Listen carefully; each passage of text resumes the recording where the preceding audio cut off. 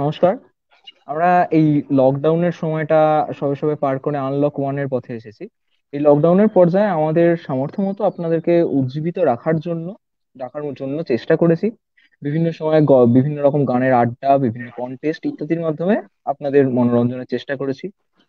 তবে এই শেষ সপ্তাহে এই সমস্ত ঘটনা প্রবাহটা অনেক বদলেছে। আগেও যা ধারণা করা হয়েছিল যে এই লকডাউন প্রসেসটা কাটলেই অনেক মানুষ কর্মহীন হবেন, অনেক মানুষ অবসাদে ভুগবেন, সেই পর্যায়টা এখন শুরু হয়েছে। আস্তে আস্তে কম বেশি আমরা মানসিকভাবে সবাই ভেঙে পড়েছি কিছু। তো সেই জন্যই একটা ভার্চুয়াল বৈঠকে আড্ডার আয়োজন। আমাদের সাথে আছে সুমন্ত দা।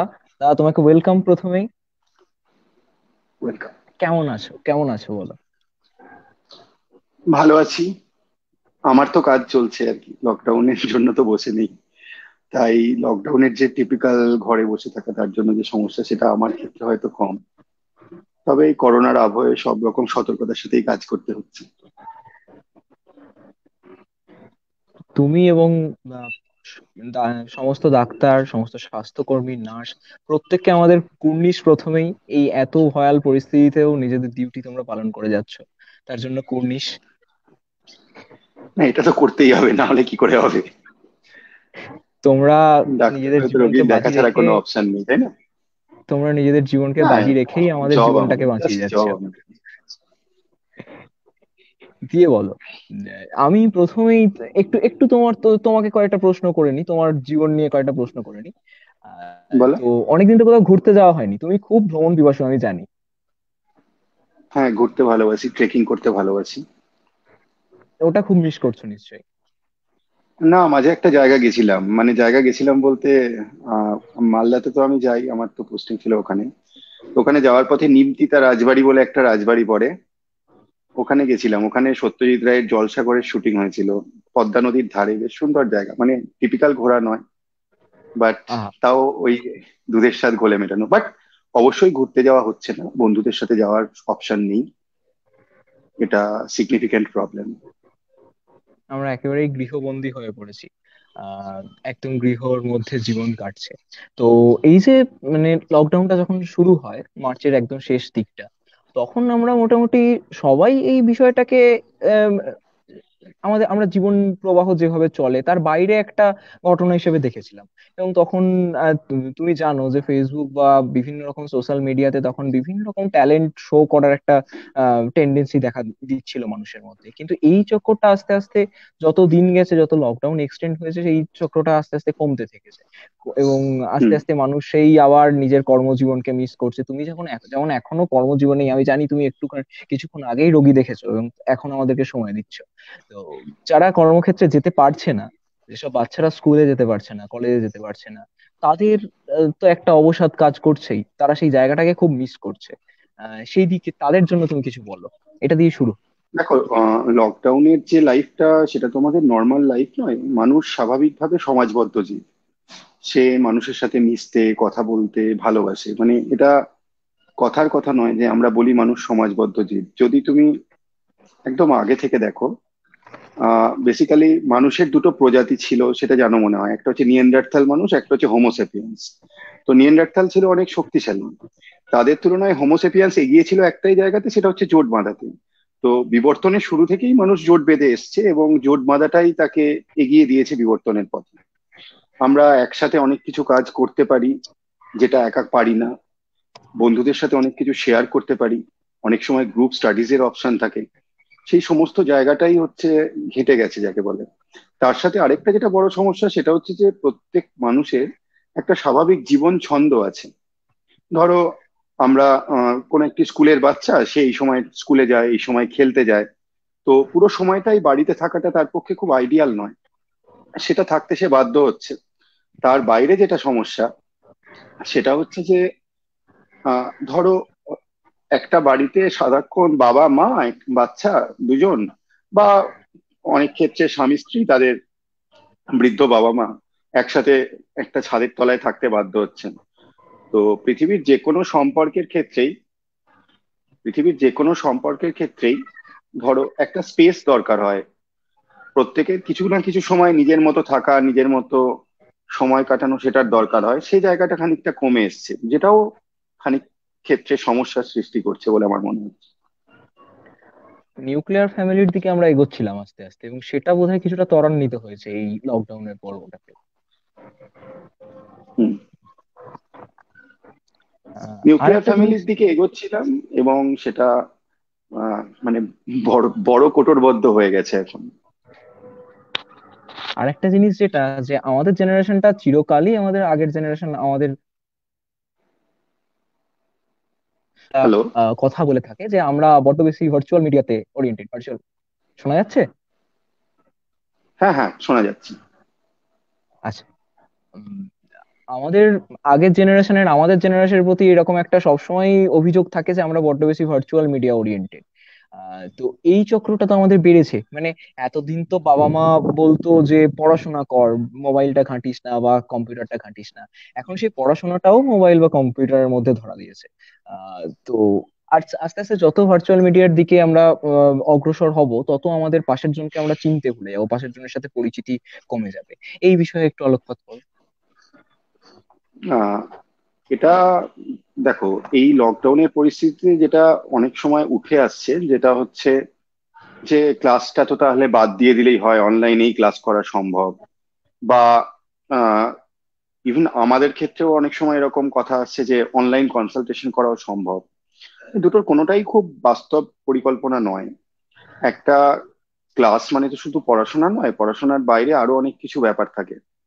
আহ তোমার একজন তুলনামূলকভাবে গুরুজন সম্পর্কিত মানুষের সাথে তোমার কিরকম ব্যবহার হবে, তোমার বন্ধুদের সাথে কিভাবে ব্যবহার হবে, তুমি একটা এগিয়ে থাকা ছেলের সাথে কিভাবে ব্যবহার করবে, তুমি একটা পিছনে থাকা ছেলের সাথে কিভাবে ব্যবহার করবে, তাকে বুলি করবে না তার পাশে দাঁড়াবে, এই সমস্ত শিক্ষাটা তো অনলাইনে কখনোই সম্ভব নয়।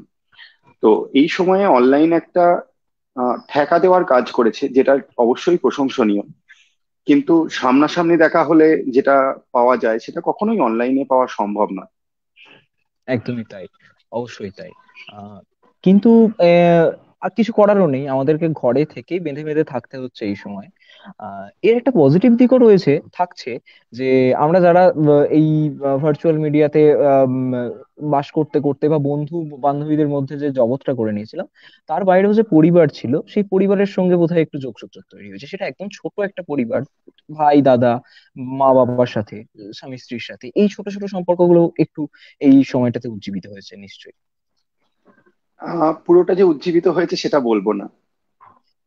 মানে খুব সত্যি কথা হচ্ছে যে আমার বেশ কিছু উকিল বন্ধু আছে, তারা দাবি জানাচ্ছে এই সময়ে ডিভোর্সের কেস নাকি অনেক বাড়বে।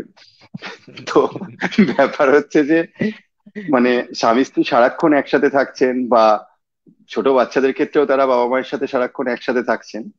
তো এই পরিস্থিতিটাতে যেটা আগেও বলছিলাম যে স্পেসের জায়গাটা খানিকটা অভাব হচ্ছে, স্বাভাবিক ছন্দের জায়গাটা অভাব হচ্ছে। অবশ্যই অনেক সময় অনেক দূরে সন্তান থাকেন, বাবা মা তাকে কয়েক মাস পরে হয়তো দেখতে পায়, তাকে অনেক দিন পাচ্ছেন, সেটা ভালো লাগার ব্যাপার আছে। কিন্তু তার জায়গায় যেটা আবার অসুবিধা আছে, সেটা হচ্ছে যে আহ, ওই জীবনের স্বাভাবিক ছন্দ। বাবা মাও কিন্তু কখনো কখনো কোথাও ধরে নিয়েছেন যে সন্তান প্রত্যেক আহ 1 মাস অন্তর বা 15 দিন অন্তর একদিন করেই হয়তো বাড়ি আমার ফিরে। কাছে কাটিয়ে যাবে। তো সেই স্বাভাবিক এটাতে কখনো কখনো বাধা পড়ে আসছে। তার বাইরেও আরেকটা যেটা সমস্যা, সেটা হচ্ছে যে একদম কম বয়সী মানুষদের এই লকডাউনের প্রতি যে অ্যাটিচিউড, এবং বয়স্ক মানুষদের সেটার জায়গাতেও কিছুটা সমস্যা আছে। কম বয়সী ছেলেমেয়েরা স্বাভাবিকভাবেই তারা চাইবে একটু দূরে যেতে, বয়স্কদের ক্ষেত্রে সেটা বিপজ্জনক, সেটার জায়গাতেও দু একটা ছোটখাটো ঠোকাঠুকির জায়গা আছে। এর বাইরে আরো একটা মজার ব্যাপার আছে, সেটা হচ্ছে অনেক সময়ই আমরা অনেকেই চেষ্টা করেছি যে গৃহকর্মী যারা আছেন আমাদের, তাদের সবেতন ছুটি দিয়ে দেওয়ার চেষ্টা করতে। তো যার ক্ষেত্রে বাড়ির কাজটার ডিস্ট্রিবিউশনের একটা জায়গা আছে, সেখান থেকেও দু একটা ছোটখাটো সমস্যা তৈরি হওয়া খুব অসম্ভব নয়। তো কিছু ভালো কিছু খারাপ সবকিছু মিলিয়েই আছে। সেটাই বেশ। এবার এই যে এই চক্রটা চলছে, এর পরবর্তীকালে আমাদের যে সমস্যাটা হবে, সেটা প্রচুর চাকরি চলে যাবে। চাকরি যেতে শুরু করেছে, আনলক অন প্রসেস শুরু হওয়ার মধ্যে দিয়ে প্রচুর চাকরি চলে গেছে। এই যে চাকরিহীনতা, এর সাথে সাথেই একটা মানসিক অবসাদ কিন্তু আসেই। সেটা যে কোনো বয়সের মধ্যেই আসে। আমরা যারা চাকরি পাইনি তাদের চাকরি পাওয়ার ক্ষেত্রে আসে, যারা হারিয়েছে তাদের হারানোর পর এই অবসাদটা আসে। আহ আসলে সত্যি কথা বলতে ডিপ্রেশনটা ঠিক কিরকম সেটা তো আমরা কোনোদিন দেখিনি, আমাদের জানার আহ, অবকাশও পাইনি কোনোদিন। কিন্তু তুমি খুব কাছ থেকে দেখেছো, তোমার প্রফেশনাল লাইফে তুমি খুব কাছ থেকে দেখেছো, সেইটা যদি একটু শেয়ার করো আমাদের সাথে। তো ডিপ্রেশন খুব কমন একটা রোগ যেটা আমরা দেখি। কবিতা শুনতে ভালোবাসিস? অবশ্যই। ডিপ্রেশন নিয়ে একটা কবিতা আছে জানিস তো, খুব কমন, সবাই বলে। শ্রীজাতর। হ্যাঁ। তো শ্রীজাতের কবিতাটা কিরকম ছিল? ডিপ্রেশনের বাংলা নাকি নিম্নচাপ, বৃষ্টি এলো সঙ্গে কফি দু এক কাপ, নামছে বিকেল অল্প ভিজে রাস্তাঘাট, ছাতার নিচে নিয়ে গেল পাপড়ি চাট, বন্ধুরা সব ফিরছে বাড়ি দূর থেকে, কেন যে আজ হিংসে হলো তাই দেখে, দেখতে গিয়ে সন্ধে হলো জানলাতেই, আগের মতো মেঘ করেছে কান্না নেই, কেবল মুঠোয় বন্দি কফির একলা কাপ, ডিপ্রেশনের বাংলা জানি মন খারাপ।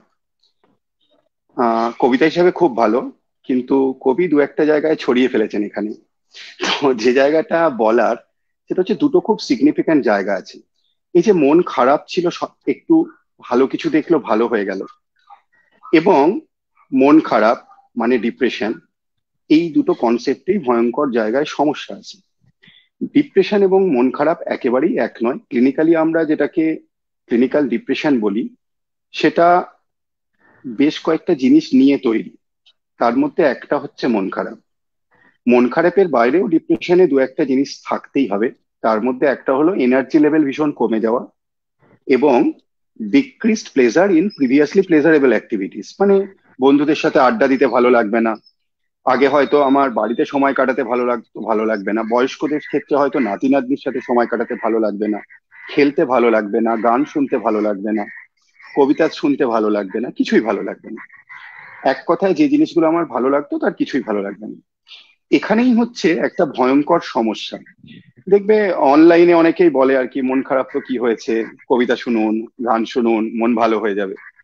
তো মন খারাপ একটা state of chemical imbalance in brain, যেখানে আমার কবিতা শুনতে বা গান গাইতে বা গান শুনতে ভালো লাগবে না, কিছু করতেই ভালো লাগবে না। এই জিনিসটা ভীষণভাবে বোঝার প্রয়োজন আছে। তাহলে এই অবাঞ্ছিত উপদেশগুলো থেকে হয়তো খানিকটা দূরে থাকবো।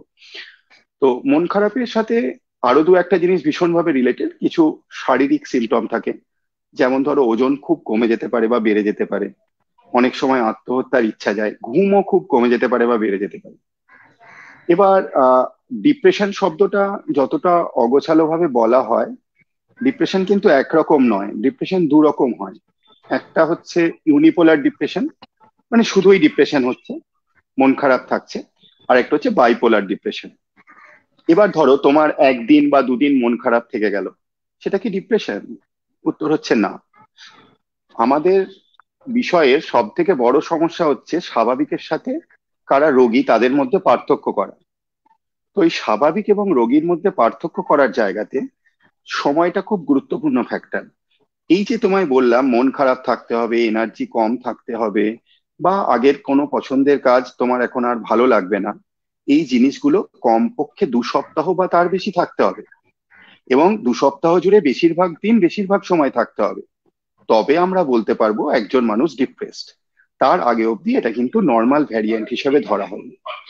আরো একটা যেটা বড় সমস্যা, সেটা হচ্ছে ডিপ্রেশনের ক্ষেত্রে দেখবে অনেকেই বলে যে ও এত হাসি খুশি মানুষ ছিল, ও ডিপ্রেসড হতেই পারে না। এখানেই হচ্ছে বাইপোলার ডিপ্রেশনের কনসেপ্টটা মানুষকে জানা ভীষণ জরুরি। বাইপোলার ডিপ্রেশনে কি হয়, কেউ খুব হাইপারথার্মিক পার্সোনালিটি, সারাক্ষণ হাসি খুশি, সে এই পাহাড়ে যাচ্ছে, এই জঙ্গলে যাচ্ছে, একা বাইক নিয়ে দুনিয়া চষে বেড়াচ্ছে, তখন তার এনার্জি লেভেল ভীষণ হাই। এই মানুষটারই একটা সাইকেলের পরে এনার্জি লেভেল ভীষণ লো হয়ে যাবে, তখন তার কিচ্ছু ভালো লাগবে না, কিচ্ছু ইচ্ছা যাবে না। So bipolar depression is typically an episodic illness, যেখানে মনটা কখনো কখনো খুব ভালো থাকবে, আবার কখনো কখনো খুব খারাপ থাকবে। এইখানেই আমাদের একটা ভীষণ রকম সমস্যার জায়গা। এই রিসেন্ট, তুমি হয়তো পরে কথাতেও আসবে, সুশান্ত সিং রাজপুতের ঘটনার ক্ষেত্রেও লোকে বলছে এরকম হাসি খুশি মানুষ এরকম করতেই পারেন না। হুম হুম হুম। বাইপোলার ডিপ্রেশনের কনসেপ্টটা এখানে ভীষণ জরুরি। এবং দুঃখজনকভাবে বাইপোলার ডিপ্রেশন হচ্ছে পৃথিবীব্যাপী সুইসাইডের 1 নম্বর কারণ, ইউনিপোলার ডিপ্রেশন নয়।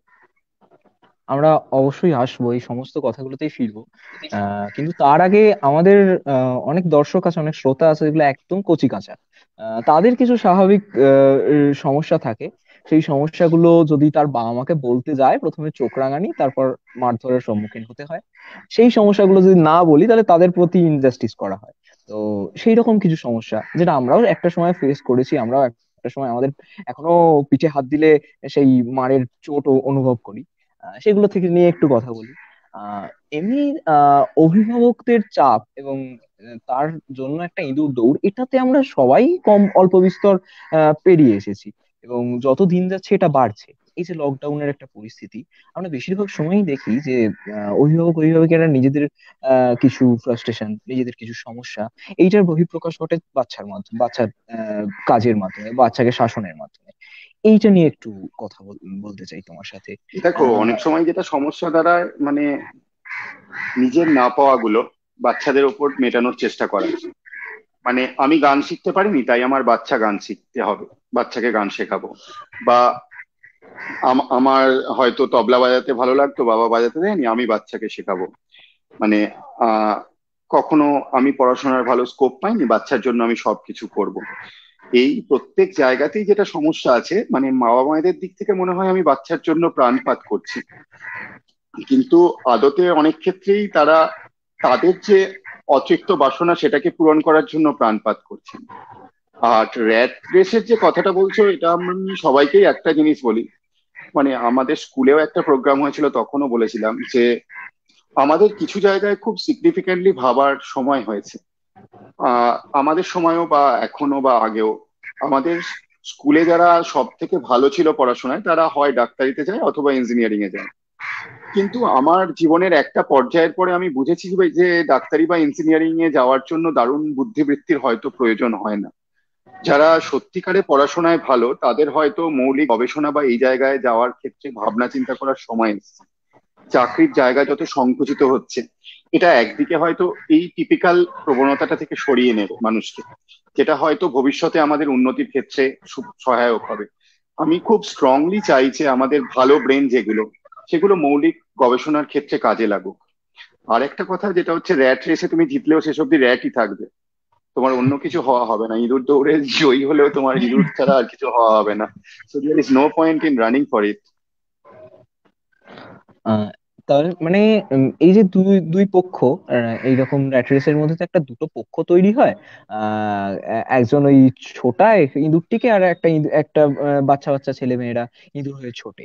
তো এটা দুপক্ষই কিন্তু এখন একটা খাঁচার মধ্যে জীবনযাপন করছে, তাদের ওই বাড়ির চৌহদ্দির বাইরে বেরোনোর আর কোনো স্কোপ নেই। আশা রাখি আমরা সবাই যে এটা স্বাভাবিক হবে, এই পরিস্থিতিটা একদিন অবশ্যই স্বাভাবিক হবে। এই স্বাভাবিক ও পরিস্থিতিতে ফেরার পর আমাদের এখানে আরেকটা কথা একটু বলে রাখি।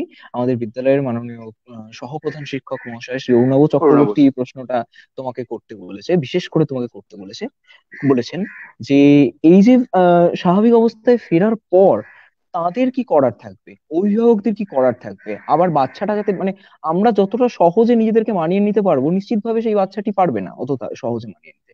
তাদের কি করণীয় থাকবে একজন অভিভাবক বা একজন শিক্ষক শিক্ষিকা হিসেবে? দেখো, এটা প্রথমেই আমি একটা কথা বলার চেষ্টা করছি, যেটা হচ্ছে যে খুব প্র্যাকটিক্যালি করোনার ক্ষেত্রে বাচ্চাদের ডেথ রেট হচ্ছে জিরো ধরতে পারো, হ্যাঁ, অলমোস্ট জিরো।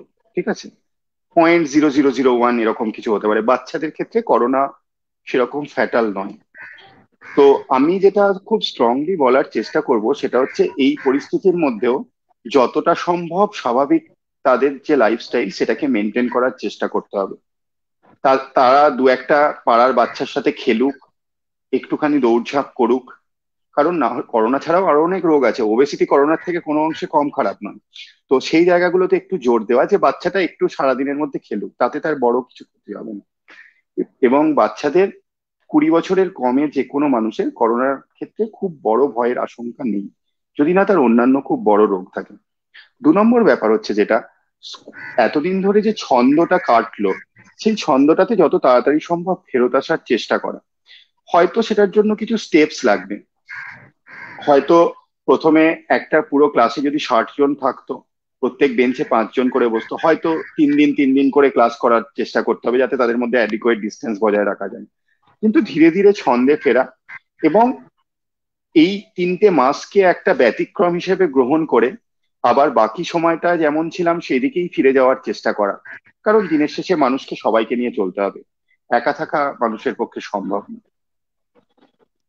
অনেকগুলো অভ্যাস এই বাচ্চাগুলো যারা পালন করতো, সেই অভ্যাসগুলো থেকে এখন তাদেরকে ছুটি নিতে হয়েছে, সাময়িকভাবে ছুটি নিতে হয়েছে। প্রত্যেকেই বাড়িতে আছে। এখনকার বাচ্চারা আহ, তাদের মধ্যে ফোন ফোন মোবাইল ফোন ঘাঁটা বা টিভি দেখার প্রবণতাটা অনেকটা বেশি। তুমি তাদের জন্য কিছু সাজেশন দাও যে তারা এই সময়টা কিভাবে কাটাবে।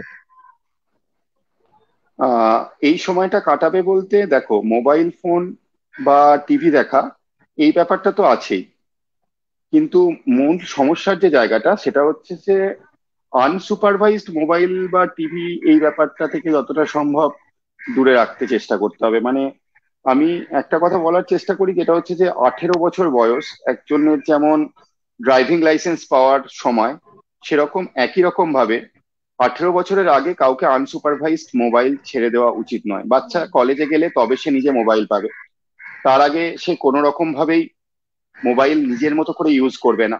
এবং এই ব্যাপারটাতে খুব স্ট্রিক্ট থাকতে হবে। এবং বাচ্চাদের ক্ষেত্রে মোবাইল, টিভি, ল্যাপটপ 3টে জিনিস নিয়ে কোনোভাবেই দিনে আধ ঘন্টা থেকে 1 ঘন্টার বেশি সময় সে কাটাবে না। এতে শুধু যে তাদের সমাজ বিমুখতা দেখা দিচ্ছে তা নয়, তাদের ইন্টেলেকচুয়াল ডেভেলপমেন্টের ক্ষেত্রেও কিছু সমস্যা দেখা দিচ্ছে। তো যে কোনো উপায়েই বাচ্চারা কোনোভাবেই দিনে 1 ঘন্টার বেশি স্ক্রিন স্পেস নেবে না।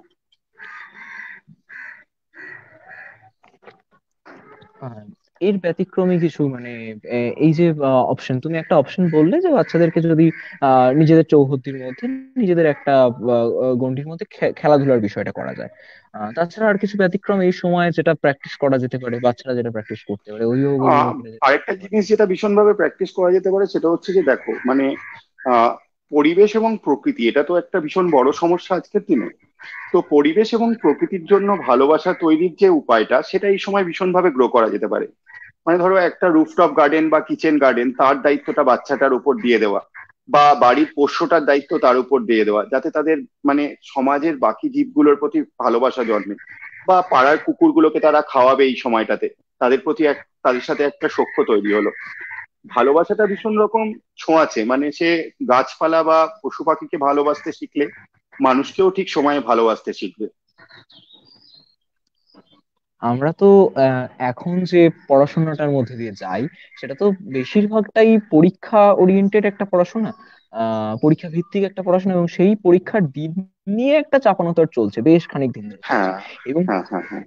এবং সেটা নিয়ে প্রচুর ছাত্রছাত্রী ভীষণ ভাবে ফ্রাস্ট্রেটেড। বিভিন্ন সময় বিভিন্ন ভাবে পরীক্ষার দিন পিছোচ্ছে, আবার হঠাৎ করে বলা হচ্ছে যে কোনো একটা দিন পরীক্ষা হবে। এই নিয়ে কিছু পরামর্শ দাও। দেখো, ব্যাপারটা হচ্ছে যে অনিশ্চয়তা ব্যাপারটা সবসময় সমস্যা। মানে আমরা চাই যে এটার পরে এটা হবে, এটার পরে এটা হবে, এটার পরে এটা হবে, কিন্তু এই সময়টা যেটা ভীষণভাবে দাঁড় করিয়েছে যে কাল পরীক্ষাটা হবে কিনা সেটা আমি জানি না, কাল না হলে কবে হবে সেটা আমি জানি না। প্রত্যেক মুহূর্তেই আমার পরিকল্পনাটা বিপর্যস্ত হচ্ছে। এইচএস তো গেল, এর বাইরে জয়েন্ট এন্ট্রান্স বা রিলেটেড পরীক্ষাগুলো কিছুই হয়নি, সেগুলো নিয়েও সায়েন্সের স্টুডেন্টদের মধ্যে অবভিয়াসলি বড় রকমের চিন্তা আছে। কিন্তু একটা জিনিস মাথায় রাখতে হবে, যে জীবনের ক্ষেত্রেও তোমার প্ল্যানিং সবসময় চলবে না। তুমি একটা জিনিস নিয়ে ভেবে এগোবে, অনেক সময় তোমার জীবন সেই জিনিসটা থেকে অন্যদিকে নিয়ে যাবে। তো এই জিনিসটার যতই খারাপ দিক থাকুক না কেন, এটাকে যদি এইভাবে ভাবা যায় যে আমরা একটা কঠিন পরিস্থিতিতে আমরা একটা কঠিন পরিস্থিতিতে কিভাবে নিজেকে মানাবো, সেটার এটা একটা ছোট্ট পরীক্ষা। পরবর্তীকালে জীবন চলার ক্ষেত্রে এটা অনেকটাই হেল্প করবে। মানে ধরো, আমার হাতে, আমি 10 মাস সময় নিয়ে একটা পরীক্ষা দিচ্ছি, হতে পারে পরীক্ষাটা 1 মাস এগোলো, সেই সময়ের মধ্যে আমি ব্যাপারটা কিভাবে গোছাবো, বা 1 মাস পিছলো, সেক্ষেত্রে আমি কিভাবে রিভাইজ করব। এটা জীবনের পরের ক্ষেত্রেও ছোট ছোট পরিবর্তন যেগুলো আছে সেগুলোকে মানিয়ে নিতে হয়তো হেল্প করবে। তো যেটা আমি বাচ্চাদের জন্য বলার চেষ্টা করব সেটা হচ্ছে যে পরীক্ষা হবে ধরেই এগোনোর চেষ্টা করা, এবং একটা মিনিমাম বেসিক লেভেল অফ পড়াশোনাটা যেন মেনটেন করে, প্রত্যেকদিন 2-1 ঘন্টা করে।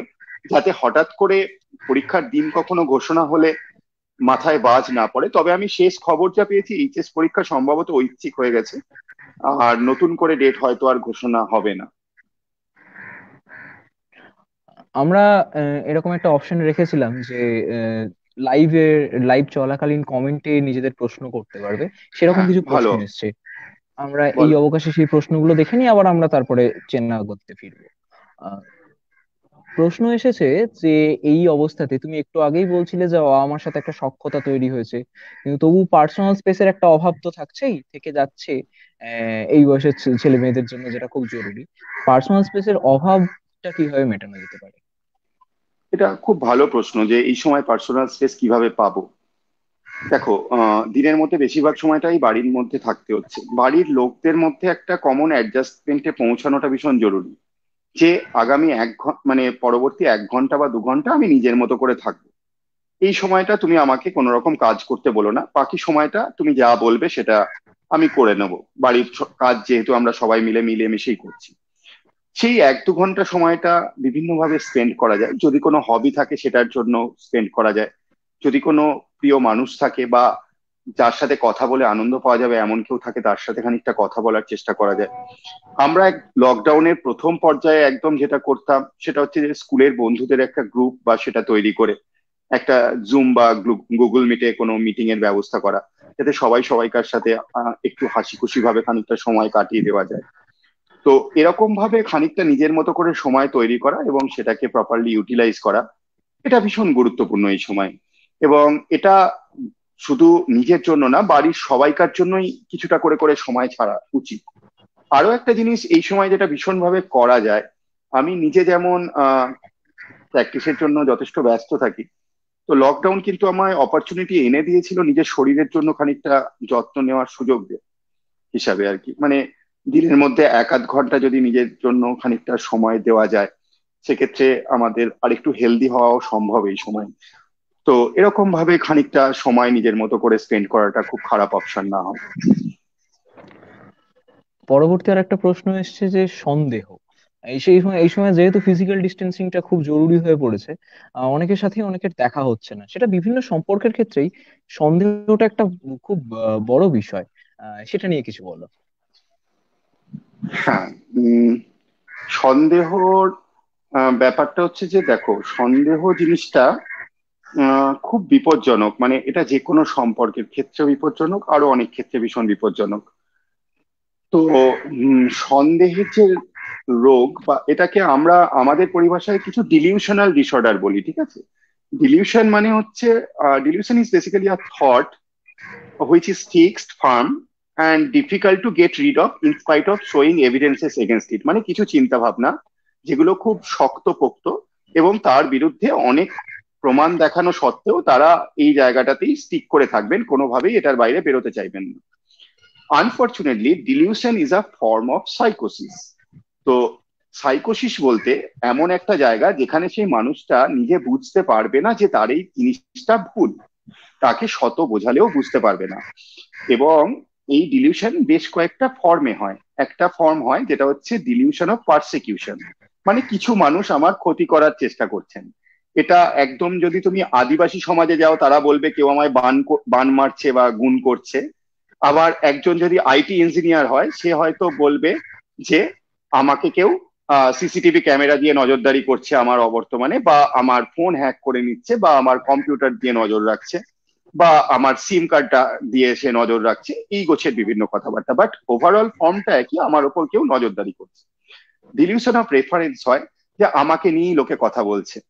বা খুব কমন যেটা এখানে যিনি প্রশ্ন করেছেন সেটা হচ্ছে ডিলিউশন অফ ইনফিডিলিটি, মানে আমার স্পাউস, আমার স্বামী বা স্ত্রী আমার প্রতি সম্পূর্ণ সৎ নন। এবার প্রথম দুটো যে জিনিসটা রয়েছে সে দুটো খুব সোজা, আমরা বুঝতে পারবো, পারিপার্শ্বিকের লোকজন বলতে পারবেন যিনি সৎ কি সৎ নন। ডিলিউশন অফ ইনফিডিলিটির ক্ষেত্রে যেটা খুব গুরুত্বপূর্ণ ব্যাপার সেটা হচ্ছে জানা সম্ভব নয় কেউ সৎ কি সৎ নন। যে জিনিসটা জানা ভীষণ গুরুত্বপূর্ণ সেটা হচ্ছে দিনের বেশিরভাগ সময় এই জিনিসটা নিয়েই অন্য মানুষটা মাথা ঘামাচ্ছেন কিনা। মানে আমি সমস্ত নাওয়া খাওয়া সবকিছু ছেড়ে দিয়ে সারাক্ষণ এই সন্দেহের বশে সমস্ত কাজ করে চলেছি এবং এটা নিয়েই আমার পৃথিবীটা বিবর্তিত হয়েছে, সেক্ষেত্রে এটা একটা খুব গুরুত্বপূর্ণ রোগ। আমরা নর্মাল এবং অ্যাবনর্মাল বোঝার ক্ষেত্রে যে জিনিসটা সব থেকে গুরুত্ব দিই সেটা হচ্ছে অ্যাক্টিভিটি অফ ডেইলি লাইফ, মানে কারোর দৈনন্দিন জীবনযাত্রা ক্ষতিগ্রস্ত হচ্ছে কিনা। কারোর যদি সন্দেহের বশে দৈনন্দিন জীবনযাত্রা ক্ষতিগ্রস্ত হয়, সেক্ষেত্রে তাকে অন্য কোনো অপশন নেই, অবশ্যই একজন সাইকিয়াট্রিস্টের কাছে যেতে হবে এবং ওষুধ খেলে এই জিনিসটা থেকে সম্পূর্ণ মুক্তি পাওয়া সম্ভব এবং একটা ফ্যামিলি বেঁচে যাওয়া সম্ভব। এটার ক্ষেত্রে কাউন্সিলিং বা অন্য কিছু প্র্যাকটিক্যালি কোনো রোল নেই। একটা প্রশ্ন আছে, আমরা তো ডিপ্রেশন নিয়ে কথা বললাম, ডিপ্রেশন কি কারণে হয় সেটা নিয়েও কথা বললাম। আহ যে তার সাথে সাথে যে প্রশ্নটা খুব গুরুত্বপূর্ণ ভাবে উঠে আসে যে ডিপ্রেশন থেকে বেরিয়ে আসার কি অপশন রয়েছে, কিভাবে বেরিয়ে আসা আচ্ছা যায়। দেখো, আমি একটা জিনিস ভীষণভাবে সকলকে বলার চেষ্টা করি, যেটা হচ্ছে brain is just another body organ. Actually it is the most important body organ. আমাদের হার্ট, লাংস, কিডনি, এরা সবাই সারাদিন কাজ করে চলে হচ্ছে আমাদের ব্রেনটাকে বাঁচিয়ে রাখার জন্য। এবার আমরা সবসময় যেটা করি যে অন্য জায়গার রোগ হলে খুব বিপর্যস্ত হয়ে ডাক্তারের কাছে খুঁজি এবং ব্রেনের রোগ হলে তখনই ভয় খাই যে আদেও আমরা যাব কিনা, গেলে আমাকে লোকে পাগল ভাববে কিনা। তো ব্রেনের রোগ হলে সেটাকে অন্যান্য অর্গানের মতো রোগ হিসাবে দেখাটা ভীষণ গুরুত্বপূর্ণ। এবার দেখো, ডিপ্রেশনের তিনটে ফর্ম হয়। মেজর ডিপ্রেসিভ ডিসঅর্ডার যেটা বললাম আমি এতক্ষণ ধরে, তার একটা মাইল্ড ফর্ম আছে, একটা মডারেট ফর্ম আছে, একটা সিভিয়ার ফর্ম আছে। মাইল্ড ফর্ম যেটা, সেখানে কিন্তু সামান্য কাউন্সিলিং বা এই সমস্ত জিনিসগুলোতে অ্যাডিকুয়েট রেসপন্স পাওয়া সম্ভব। কিন্তু যদি মডারেট বা সিভিয়ার ডিপ্রেশন হয়, সেক্ষেত্রে কিন্তু একজন মনোরোগ বিশেষজ্ঞের সাহায্য নেওয়া জরুরি এবং সেখানে হয়তো কিছুদিন ওষুধ খেতে হবে। একটা ডিপ্রেসিভ এপিসোড অ্যাভারেজ 9 থেকে 12 মাস চলে। 12 মাস পরে ওষুধ স্বাভাবিকভাবেই বন্ধ হয়ে যাবে এবং ডিপ্রেসিভ ফেজটা পার হয়ে যাবে। এই জিনিসটাকে তুমি এইভাবে ভাবতে পারো যে একটা খুব ভালো গাড়ি, সে সুন্দরভাবে যাচ্ছিল, হঠাৎ করে সে একটা কাদায় পড়লো। সেই সময় সে যদি দাবি জানায় যে আমি নিজে কি করে কাদা থেকে বেরোবো, সে তো পারবে না, তাকে কয়েকজন মিলে খেলতে হবে। এবার খেলতে গেলে যে কাজটা করতে হয় সেটা সেই সময় আমরা সাইকিয়াট্রিস্টরা করি, তাকে একটু ঠেলে দিই, তারপরে সে আবার তার নিজের গতিপথে নিজের মতো করেই চলে যায়। তো এই জায়গাটায় কোনো রকম ভয় বা কোনো রকম মানে একটা নিজের মধ্যে হীনম্মন্যতা বোধ যে আমি কেন যাব, আমাকে লোকে পাগল বলবে, এটা বাদ দিয়ে খুব স্বাভাবিকভাবে এই ব্যাপারটা স্বতঃস্ফূর্তভাবে সাহায্য নেওয়াটা খুব ভালো অপশন। এবং বারবার যেটা বললাম যে অনেক সময় এমন হয় যে তুমি চেষ্টা করলেও মনটা তখন পারবে না। ধরো একজন ডায়াবেটিক পেশেন্ট, তার প্রথম পর্যায়ে একজন নিউট্রিশনিস্ট তার কিছু ডায়েট পরিবর্তন করলে ডায়াবেটিসটাকে কন্ট্রোল করতে পারেন। তারপরে যদি ডায়াবেটিসটা আরো বেশি হয়, তখন কি আমি বলবো যে তুমি কেন ডায়াবেটিস হচ্ছে, তোমার ওষুধ খেয়ে কি হবে, সেটা যেমন বলবো না, তাকে ওষুধ খেতেই হবে। আমি তো বলবো না তোমার প্যানক্রিয়াসটাকে একটু ইনসুলিন বাড়াতে বলো। সেরকম ভাবে হুম। যেটা যতটা বোকা বোকা, একজন ডিপ্রেসড মানুষকে তুমি ভালো চিন্তা করো, পজিটিভ চিন্তা করো, গান শোনো, আনন্দ পাও, এটা বলাটাও ততটা বোকা বোকা। ওখানেই আমার প্যানক্রিয়াসের ক্ষেত্রে ইনসুলিন সিক্রেশন হচ্ছে না বা ইনসুলিন রিসেপ্টরের প্রবলেম আছে, এখানেও সেরোটোনিন বা ডোপামিন রিসেপ্টরের প্রবলেম আছে। একদম একরকম বায়োলজি। তো এইরকম ভাবে ব্যাপারটাকে ভাবলে মনে হয় এই যে হীনম্মন্যতার জায়গাটা, সেটা অনেকটা কমে আসবে। তুমি বলো। আহ, কথায় কথায় তুমি তুলে ধরলে কথাটা, আমারও প্রশ্নে ছিল এটা, এই নিয়ে একটু আলোচনা করা জরুরি। যে আমাদের মতো তৃতীয় বিশ্বের একটা দেশে মন খারাপ বা ডিপ্রেশন এর সাথে সাথেই মানে এটা প্রকাশ করতে গেলেই আমি পাগল হয়ে যাচ্ছি বা আমি পাগল হয়ে গেছি, এইরকম একটা ভাবনা আমাদের জেনারেশনের মধ্যে চলে আসে। এই দুটো তো নিশ্চিত রূপে আলাদা। দেখো আমরা তো টিপিক্যালি পাগল শব্দটা ইউজ করি না, কখনোই করি না, মনোরোগী বলতে অভ্যস্ত। এবার এখানে যেটা জিনিসটা ভীষণ গুরুত্বপূর্ণ, সেটা হচ্ছে যে ইনসাইট বলে একটা বস্তু থাকে। ইনসাইট মানে আমার বোঝার ক্ষমতা, যে আমার কি হচ্ছে বা না হচ্ছে। তুমি যতক্ষণ এটা বুঝতে পারছো যে আমি জানি যে আমার মন খারাপ এবং এটার জন্য আমার অসুবিধা হচ্ছে, বা আমি জানি আমার খুব টেনশন হয়, আমার সবার সামনে কথা বলতে অসুবিধা হয়, বা হয়তো আমার অপোজিট সেক্সের কারোর এগেনস্টে কথা বলতে গেলে আমি ঘেমে যাই, এগুলো খুব কমন প্রবলেম। এই প্রবলেমগুলো সম্পর্কে আমি অবহিত, সেক্ষেত্রে সেই জায়গাটাতে কোনো রকম ভাবেই নিজেকে পাগল ভাবার কোনো কারণ নেই। সে ভীষণভাবে নিজের সমস্ত সিচুয়েশন সম্পর্কে অ্যাওয়ার, তার একটা সমস্যা হচ্ছে এবং সেই সমস্যাগুলো থেকে বেরিয়ে আসতে হবে। প্রশ্ন এসেছে যে আমাদের অনেক সময় মনে হয় যে তুমি যেমন বললে কিছুক্ষণ আগে যে যখন প্রথম লকডাউনটা শুরু হয় তোমরা জুম মিটিং এর মাধ্যমে বা গুগল মিটের মাধ্যমে তোমরা যোগাযোগ রেখেছিলে নিজেদের মধ্যে। এরকম আমরা সবাই নিজেদের মতো করে একটা বেটার অপশন খুঁজে হ্যাঁ, নিয়েছি, সবাই তাই তো? করেছে। কিন্তু একাকিত্বটাও তো একটা বড় বিষয়। এমন অনেক মানুষ আছেন যারা কোনোভাবেই কারোর সাথে মিশতে পারেন না, সেটা তাদের প্রবৃত্তি ও তাদেরকে মিশতে দেয় না। সেরকম অনেকেরই মনে হয় এটা, যে তার প্রতি কেউ সহৃদয় নয়, কেউ তাকে ভালোবাসে না। এই আহ মানসিকতার পরিবর্তন কিভাবে আনা যায়? দেখো, এটাও যেটা বলছে না, এটা হচ্ছে, এটাকে বলে হচ্ছে বেকস ট্রায়াড। বেকস ট্রায়াড হচ্ছে টিপিক্যাল ডিপ্রেসিভ ট্রায়াড। এখানে তিনটে জিনিস আছে। বেকস ট্রায়াডে যেটা আছে সেটা হচ্ছে হোপলেসনেস, হেল্পলেসনেস অ্যান্ড ওর্থলেসনেস। মানে আমার দ্বারা কিছু হবে না, আমার জীবনে কিছু হওয়ার নেই, একটা হোপলেসনেস। হেল্পলেসনেস মানে আমার জন্য কেউ নেই, বা আমার আশপাশে দাঁড়ানোর কেউ নেই, বা আমার কিছু হলে আমাকে কেউ সাহায্য করবে না।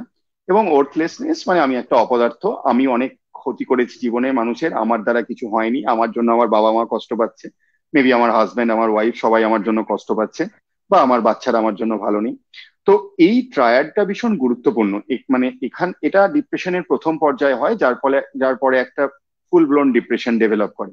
তো এই ট্রায়াডটা যখন ডেভেলপ করা শুরু হচ্ছে, তখন অবভিয়াসলি যে জিনিসগুলো প্রথমেই চলে আসছে মাথায়, অটোমেটিক থিঙ্কিং বলা হয়, সেই জিনিসগুলোর বাইরে অন্যান্য জিনিসগুলোর কথা ভাবতে হবে। মানে ধরো রাস্তায় তোমার সাথে আমার দেখা হলো, তুমি হয়তো আমায় ডাকলে, সুমন্তদা কেমন আছো, আমি হয়তো সাড়া দিলাম না। এইরকম মানে টিপিক্যাল বেক স্টাইলে থাকা মানুষের মনে হবে যে এই লোকটা আমাকে গুরুত্ব দেয় না, বা এও আমাকে ইয়ে করলো। এবার এর বাইরে যদি তুমি ভাবার চেষ্টা করো, হয়তো আমার কোনো রোগী নিয়ে আমি খুব চিন্তায় ছিলাম, বা আমি হয়তো তোমার ডাক্তার শুনতে পাইনি, বা এখন সবাই মাস্ক পরে থাকি, তোমায় দেখে হয়তো বুঝতে পারিনি। তো কোনো মানুষকে অকারণে কষ্ট দেওয়ার থেকে এরকম অজস্র পসিবিলিটি আছে, যেগুলো হচ্ছে অনেক আইডিয়াল। তো এই রকম জায়গায় যেটা করতে হবে সেটা হচ্ছে, মাথায় প্রথমেই যে চিন্তাটা চলে আসে যে আমার পাশে কেউ নেই, আমার পাশে দাঁড়ানোর কেউ নেই, আমার দ্বারা কিছু হবে না, এর বাইরে আর অন্যান্য যে জিনিসগুলো হতে পারে সেই ব্যাপারটা সম্পর্কে ভাবা বা তার চেষ্টা করা, যেটা ভীষণ গুরুত্বপূর্ণ। সেটাতে প্রাথমিকভাবে খানিকটা উপকার পাওয়া যায়। যদি তারপরেও এই ব্যাপারটা চলতে থাকে, তখন তো আমরা আছি। আমরা ডিপ্রেশন নিয়ে কথা বলছি। এই যে বয়সটা নিয়ে আমরা বেশি করে কথা বলছি, বেশি করে ভাবিত হচ্ছি, এই বয়সে ডিপ্রেশন ছাড়াও তো অনেক সমস্যা আছে, অনেক অন্যান্য রোগ দেখা যায়। হুম। সেই রকম কিছু রোগের কথা যদি বলো তুমি। আচ্ছা, আমি কয়েকটা জিনিস বলে দিই, যেটা হচ্ছে যে অ্যাডোলেসেন্স বয়সটা খুব বিপজ্জনক। এই বয়সে বেশ কয়েকটা মেজর সাইকিয়াট্রিক ডিসঅর্ডার ডেভেলপ করে। কেমন? তার মধ্যে একটা হচ্ছে সিজোফ্রেনিয়া, একটা হচ্ছে বাইপোলার ডিসঅর্ডার, যেটার মধ্যে বাইপোলার ডিপ্রেশন হয়, আবার ম্যানিয়া বলে একটা জিনিস হয়। আরেকটা হচ্ছে ওসিডি বা অবসেসিভ কম্পালসিভ ডিসঅর্ডার। এর বাইরেও বেশিরভাগ অ্যাডিকশনের ক্ষেত্রে 11 থেকে 17 বছর বয়সটা হচ্ছে ইউজুয়াল স্টার্টিং ফেজ। তো এই সমস্ত সমস্যা সবটাই কিন্তু এই বয়সেই স্টার্ট হয়। তো এই প্রত্যেকটা সমস্যা সম্পর্কেও একটু স্বাভাবিক ধ্যান ধারণা নিয়ে রাখার দরকার আছে। যে ব্যাপারগুলো আমি মানে বাইপোলার ডিপ্রেশন সম্পর্কে একটু কথাবার্তা হলো, যে এখানে দুটো জিনিস দেখা যায়, যে কখনো কখনো কারোর মন খুব ভালো, কখনো কখনো কারোর মন খুব খারাপ। এবার এখানে একটা জিনিস যেটা খুব কমন প্রশ্ন আসতে পারে, যে মন খুব ভালো, দ্যাট ইজ ভেরি গুড, কেন তুমি এটা বলছো, এটা প্রবলেমের? ধরো আমার মন খুব ভালো, কালকে আমি ঠিক করলাম যে আমি ভিক্টোরিয়াটা কিনে ফেলবো, বা আমি পার্ক স্ট্রিটে একটা ফ্ল্যাট কিনবো, সেটা তো আইডিয়াল নয় না? তো মন যখন খুব ভালো থাকে, তখন বেশিরভাগ ক্ষেত্রেই প্ল্যান গুলো হয় এরকম ভয়ঙ্কর, মানে সেগুলোর সাথে রিয়েলিটির কোনো যোগ থাকে না। তখন মানুষ হচ্ছে অকাতরে খরচ করতে থাকে। মানে কোনো ভিখারি হয়তো এলো, সে 5 টাকা চাইলো, তাকে হয়তো 5,000 টাকা দিয়ে দিল। তো এই সময় লজিক্যালি কোনো জিনিসপত্র করা হয় না, সমস্ত জিনিসটাই হচ্ছে ভীষণ গোল ডাইরেক্টেড অ্যাক্টিভিটি হয়ে যায়। মানে ধরো আমার মনে হলো আমি জীবনে কখনো বডি বিল্ডিং করিনি, কিন্তু আমি মিস্টার ইন্ডিয়া হব। সো আমি সারাদিন ধরে বডি বিল্ডিং এর বইপত্র পড়ছি, এবং আমি মনে মনে ভেবে নিয়েছি আমি মিস্টার ইন্ডিয়া হয়ে গেলাম।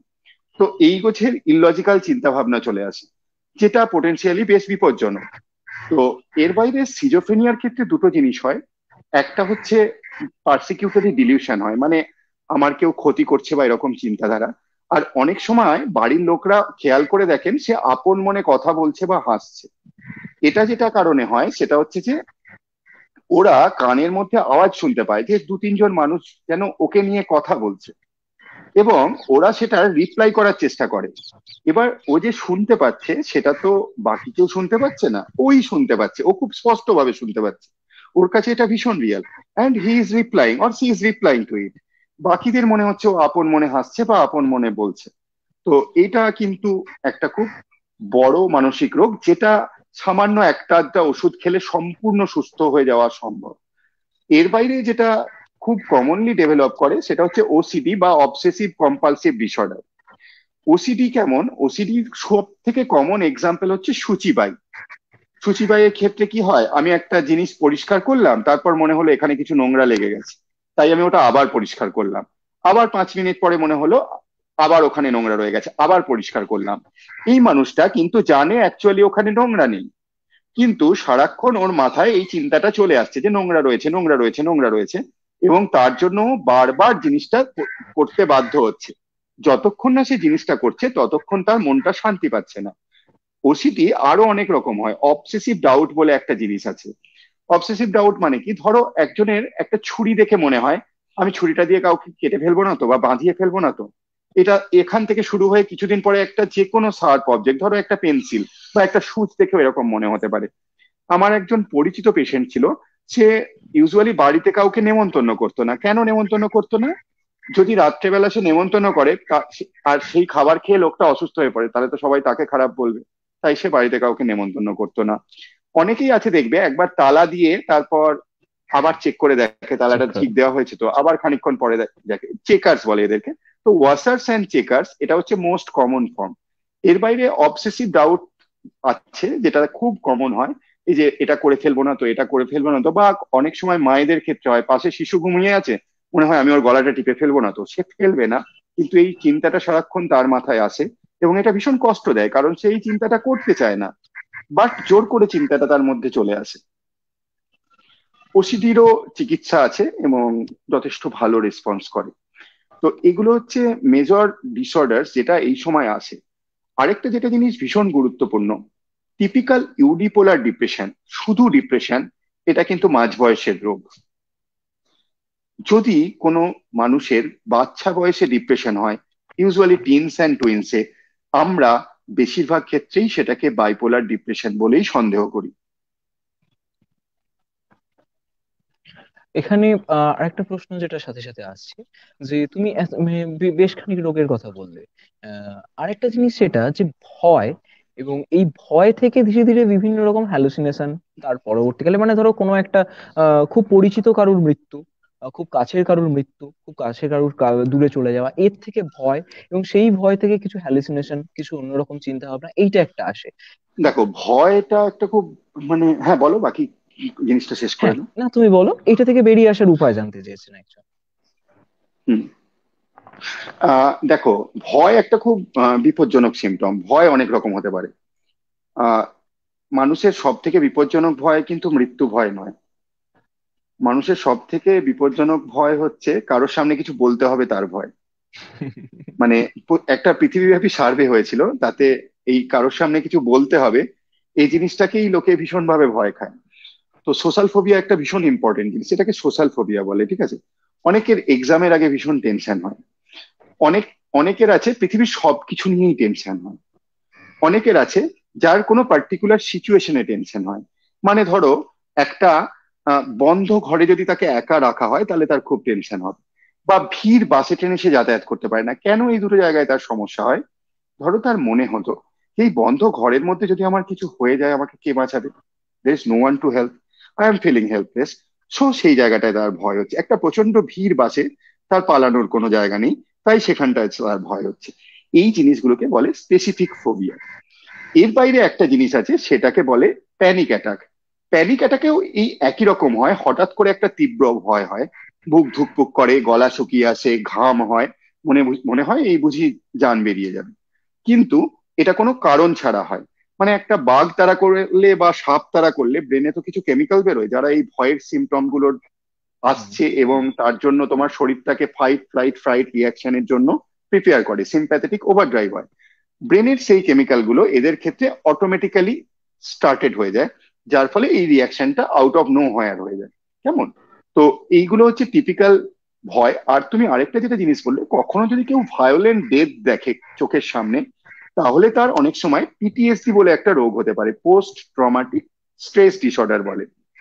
এটাতে কি হয়, সেই জিনিসটা ধরো কেউ দেখেছে চোখের সামনে একজনের অ্যাক্সিডেন্টে মৃত্যু, সেটা মনে এলেই তার মনটা খুব হাইপার ভিজিলেন্সে ভোগে। মানে হঠাৎ করে সে রাত্রেবেলা ঘুম থেকে উঠে পড়ে, বা চোখ বন্ধ করেছিল হঠাৎ করে ধর্মর করে উঠে পড়ে, তার সেই মুহূর্তে পালস বেড়ে যায়, সেই মুহূর্তে বুক ধুকপুক করে।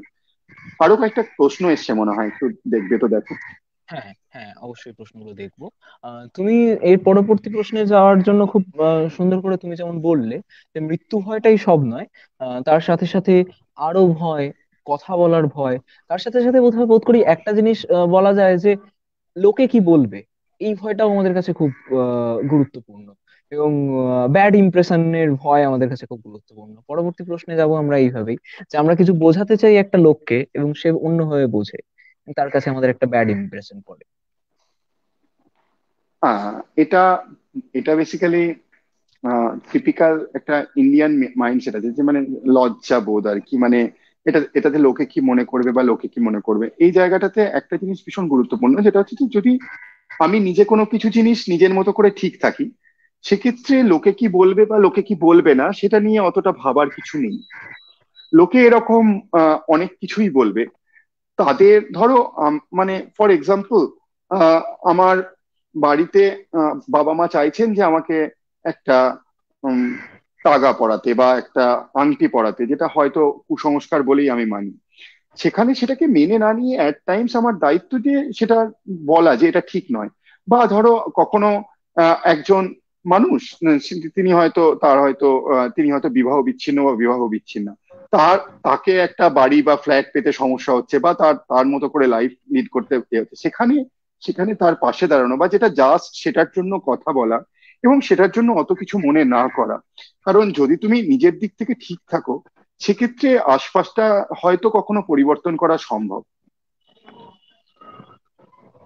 এই যে আমরা যে সমস্যাগুলোর কথা বলছি, এই প্রত্যেকটা সমস্যাতে অবশ্যই তুমি বললে যে অনেক রকম ফিজিক্যাল ডিসঅর্ডার দেখা যায়, কিন্তু বেশিরভাগ সময়ই অনেক মানুষ একদম এক্সট্রিম একটা জায়গায় চলে যায় বা এক্সট্রিম একটা কিছু করতে ইচ্ছে করে, নিজেদের জীবনকে শেষ করে ফেলে, শেষ করার চেষ্টা করে।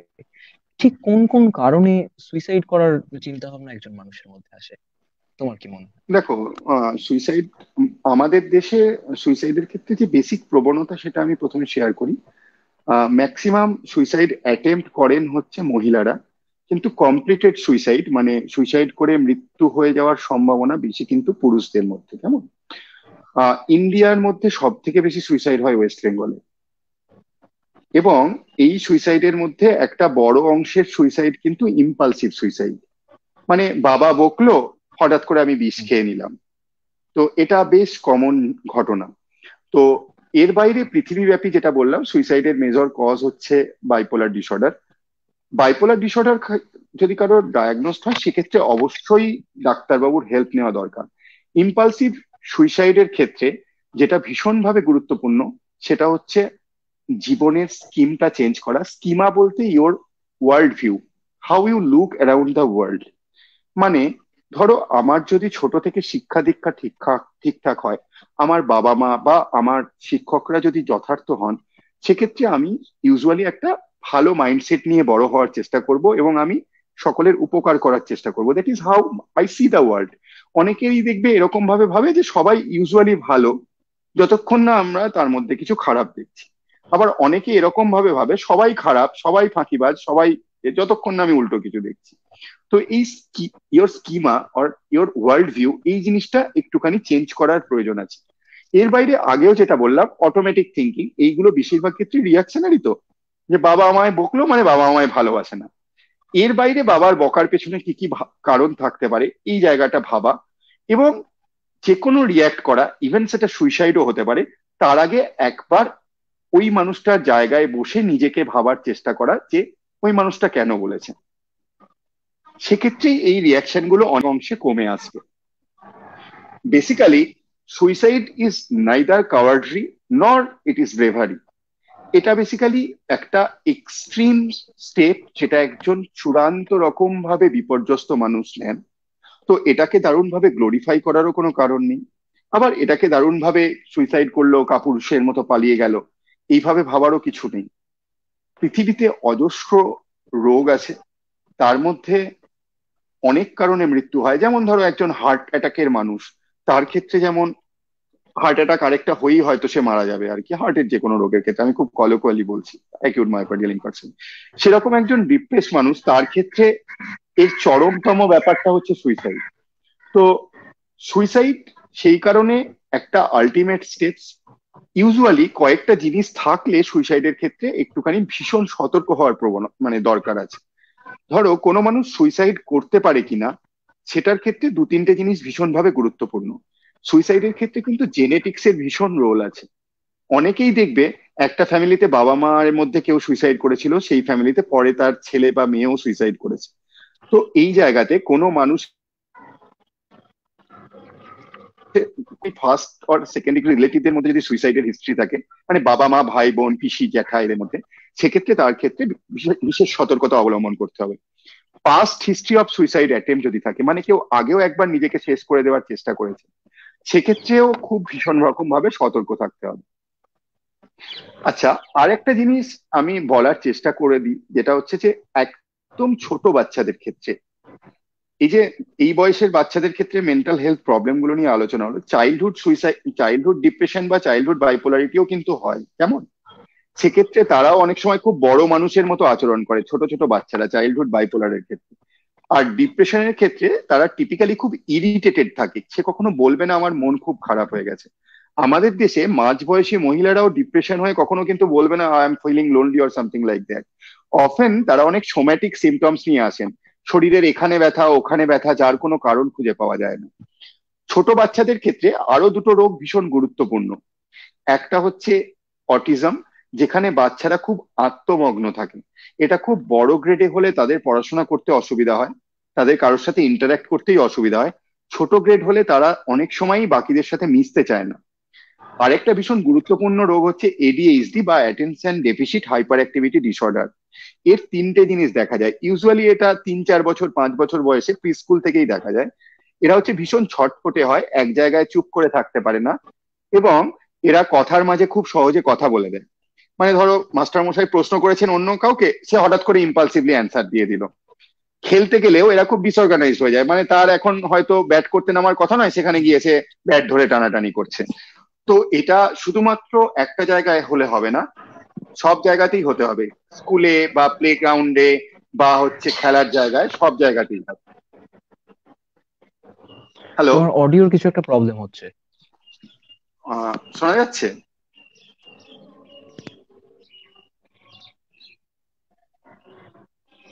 হ্যালো? এবার ঠিক আছে।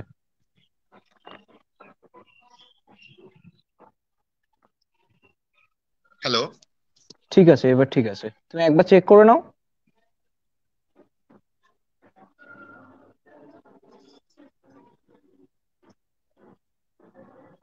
হ্যালো?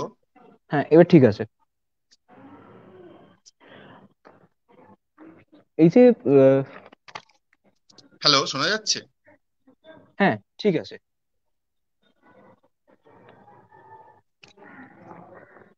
হ্যালো? এই যে তুমি শুনতে পাচ্ছো? হ্যালো? তুমি শুনতে পাচ্ছো? হ্যালো?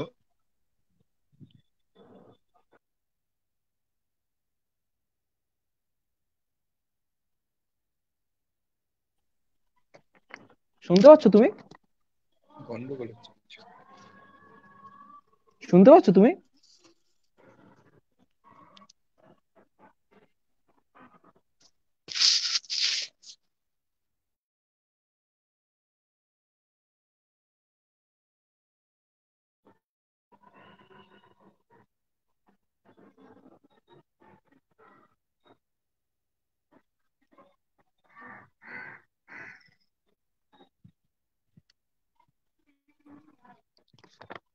শুনতে পাচ্ছো?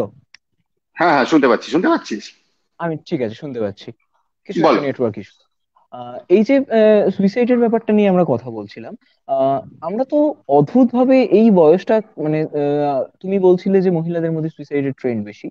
তো কিন্তু আমরা যে অদ্ভুত ভাবে এই বয়সটাতে তো কোনো সেলিব্রিটিকে ফলো করি। আমাদের হ্যাঁ, খুব পরিচিত কোনো মুখে যেরকম তার যেরকম হেয়ার স্টাইল বা তার যেরকম জামা কাপড় পরার ধরন সেটাকে ফলো করি। ঠিক সেইভাবেই একটা সেলিব্রিটি মৃত্যুর পর সেটা কিভাবে হঠাৎ করে একটা ট্রেন্ড হয়ে গেল এবং দেখো, পর পর পর এটাতে পর। এটাতে বেশ কয়েকটা জায়গায় সমস্যা আছে। এক নম্বর ব্যাপার যেটা আমি দ্ব্যর্থহীন ভাবে বলবো, আমাদের মিডিয়া এখনো ম্যাচিওর হয়নি। আহ সুশান্ত সিং রাজপুতের ঘটনাটার ক্ষেত্রে তার মৃত্যুর পরে ইভেন তার ঘরের ছবি পর্যন্ত শেয়ার হয়েছে বিভিন্ন সাইটে। দু নম্বর ব্যাপার হচ্ছে সুইসাইড রিপোর্ট করার ক্ষেত্রে বেশ কিছু ইম্পর্টেন্ট জায়গা আছে। কিভাবে সুইসাইড করেছেন, কি পরিস্থিতিতে সুইসাইড করেছেন, কেন করেছেন, সে সম্পর্কে কোনো বক্তব্য থাকার কথা নয়। হি কমিটেড সুইসাইড, এই টার্মটাই ইউজ করা উচিত নয়। He died of suicide. Suicide is basically the leading cause of death below 30, just after accident. Accident হচ্ছে মেজর কজ, এক নম্বর। দু নম্বরই হচ্ছে suicide. So he died of suicide, he didn't commit suicide. Suicide is nothing to commit, it is a state. So এই জায়গাটা ভীষণ রকম ভাবে বোঝার চেষ্টা করা। দু নম্বর ব্যাপার হচ্ছে যে কিভাবে সুইসাইড হয়েছে, কেন হয়েছে, এটা নিয়ে খুব বেশি চর্চায় না যাওয়া। এবং এই চর্চা, সুশান্ত সিং রাজপুতকে নিয়ে আলোচনা, এবং তার বেশিরভাগ ক্ষেত্রেই খুব কুয়াকারি। মানে দেখো, এক নম্বর ব্যাপার হচ্ছে যে যারা ডাক্তারি পড়েছে তারা কিছু জিনিস জানি। যেমন ওই পা মাটিতে পড়ে আছে, কি করে এটা ইয়ে হবে, কেউ তাকে মার্ডার করে দিয়েছে, all this things they are bullshit. Basically কারোর শুধু মাথার ওয়েটটা নিয়ে যদি সে ঝুলে যায় সবকিছু রেখে, সেক্ষেত্রে সুইসাইড করা সম্ভব। এটা আমি মানে, কিন্তু ব্যাপারটা হচ্ছে যে এই সমস্ত কোনো কিছু নিয়ে আলোচনা করারই কোনো জায়গা নেই। দু নম্বর ব্যাপার হচ্ছে যে আমি প্রথমেই যেটা বলার চেষ্টা করলাম, সেটা হচ্ছে যে বাইপোলার ডিপ্রেশন ব্যাপারটাকে মাথায় রাখতে হবে। হাসি খুশি মানুষ সে হারবে কেন, সে সুইসাইড করবে কেন, that is not at all an issue.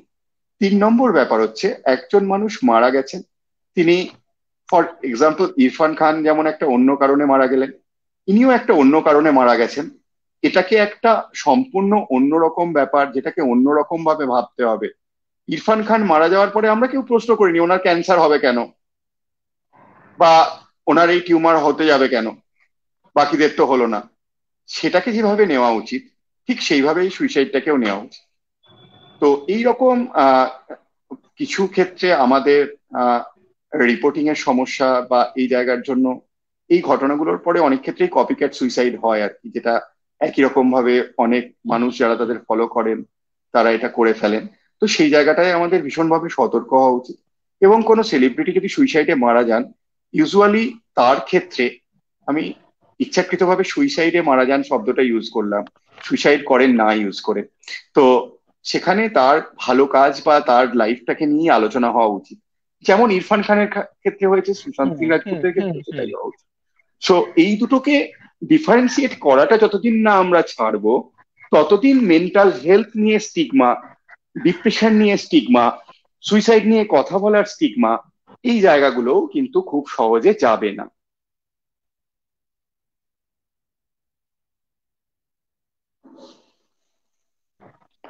আহ, এখানে আরেকটা জিনিস যেটা গুরুত্বপূর্ণ, যে আমরা যখনই কোনো একজন এই আমি তোমাকে ট্রেন্ড ফলো করার কথা বললাম, আরো একটা বিষয় তুমি এটা খুব ভালো করে বুঝবে, যে এই যে দুঃখ বা সুখ, এই আবেগগুলো তো মানুষের কম্পারেটিভ। তো এইরকম একটা মানুষ যখন মারা যান, অনেক মানুষই তারপর তার জীবনের সাথে সেই জীবনটাকে কম্পেয়ার করেন এবং কপিক্যাট সুইসাইড কথাটা তুমি যেটা বললে, সেইভাবে না হলে অন্যভাবে তারা মারা যেতে ইচ্ছে চায়, বা তারা সুইসাইড করেন, করতে চান। আহ, এইটা কেন হয়? এই চিন্তাটা কেন উম, আসে না? এটা তো একটা পেসিমিস্টিক চিন্তাধারা, ওইভাবে ভাবাই যায়। দেখো, একটা জিনিস যেটা বারবার আগেও বললাম, সেটা হচ্ছে যে যে কোনো মানসিক রোগ সে হচ্ছে মাল্টিফ্যাক্টোরিয়াল। অজস্র ক্রনিক রোগ যেমন আছে, সুগার, প্রেশার, থাইরয়েডের রোগ, তাতে যেমন হচ্ছে একসাথে জেনেটিক এবং পরিবেশগত দুটো জায়গায় প্রভাব ফেলে, এখানেও ঠিক সেরকম। এখানে যে চিন্তাধারাটা আসছে যে ওর জীবনে তো অনেক কিছু ছিল, তো আমার ক্ষেত্রে তো এত কিছু নেই, তো ও যদি এরকম করতে পারে আমিও তো করতে পারি। একটা খুব সিম্পল জিনিস মাথায় রাখতে হবে, আমাদের জন্মগতভাবে কারোর একটা স্ট্রেস সহ্য করার ক্ষমতা ধরে নিলাম 10, কারোর 20, কারোর 30, কারোর 50, কারোর 70। হয়তো সুশান্ত সিং রাজপুতের সেটা ছিল 20 বা 30, তোমার হয়তো সেটা 70। তাই তোমার সুশান্ত সিং রাজপুতের স্ট্রেস বা তার থেকে অনেক বড় স্ট্রেসেও তুমি হয়তো ভেঙে পড়বে না। তো এই কারণে প্রত্যেকটা মানুষ ভীষণ রকম ভাবে ইন্ডিভিজুয়ালি আলাদা। তারা তার মতো করে বড় হয়েছে, তাদের লাইফে এক্সপেকটেশন, তাদের চিন্তাধারা, তাদের পাওয়া না পাওয়ার হিসাব, এই সমস্ত কিছু ভীষণ রকম ভাবে আলাদা। তাই এই জায়গাটা থেকে নিজেদেরকে নিজের মতো করে ভাবতে হবে, আমি অন্য কারোর মতো নই, আমি আমার মতো। আমার অনুভূতি, আমার চিন্তা ভাবনা, আমার সমাজের প্রতি দৃষ্টিভঙ্গি সব ভীষণ রকম ভাবে ইউনিক। এবং এই জায়গাটাতে অন্য কারোর সাথে কম্প্যারিজনের কোনো জায়গা নেই। এটা ছোটবেলায় বাচ্চারা যেমন ও এত পড়াশোনা করছে আমি করব না, মানে বাচ্চার বাবার অনেক সময় বলে ও এত পড়াশোনায় বলো তুমি নও কেন।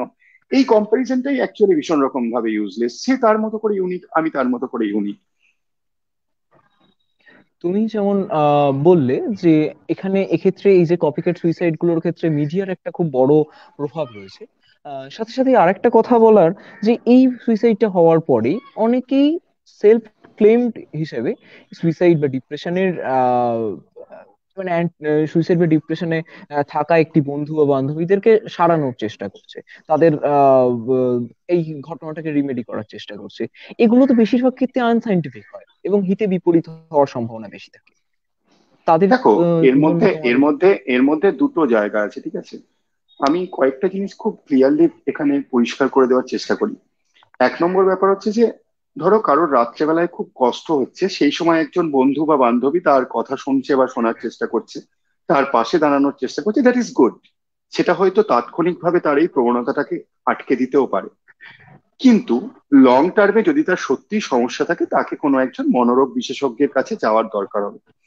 এবার আমি আগেও যেটা বলার চেষ্টা করলাম, শুধু ইউনিপোলার মেজর ডিপ্রেসিভ ডিসঅর্ডার, তার 3টে স্টেজ আছে: মাইল্ড, মডারেট এবং সিভিয়ার। মাইল্ডের ক্ষেত্রে হয়তো সাইকোলজিক্যাল কাউন্সিলিং যথেষ্ট।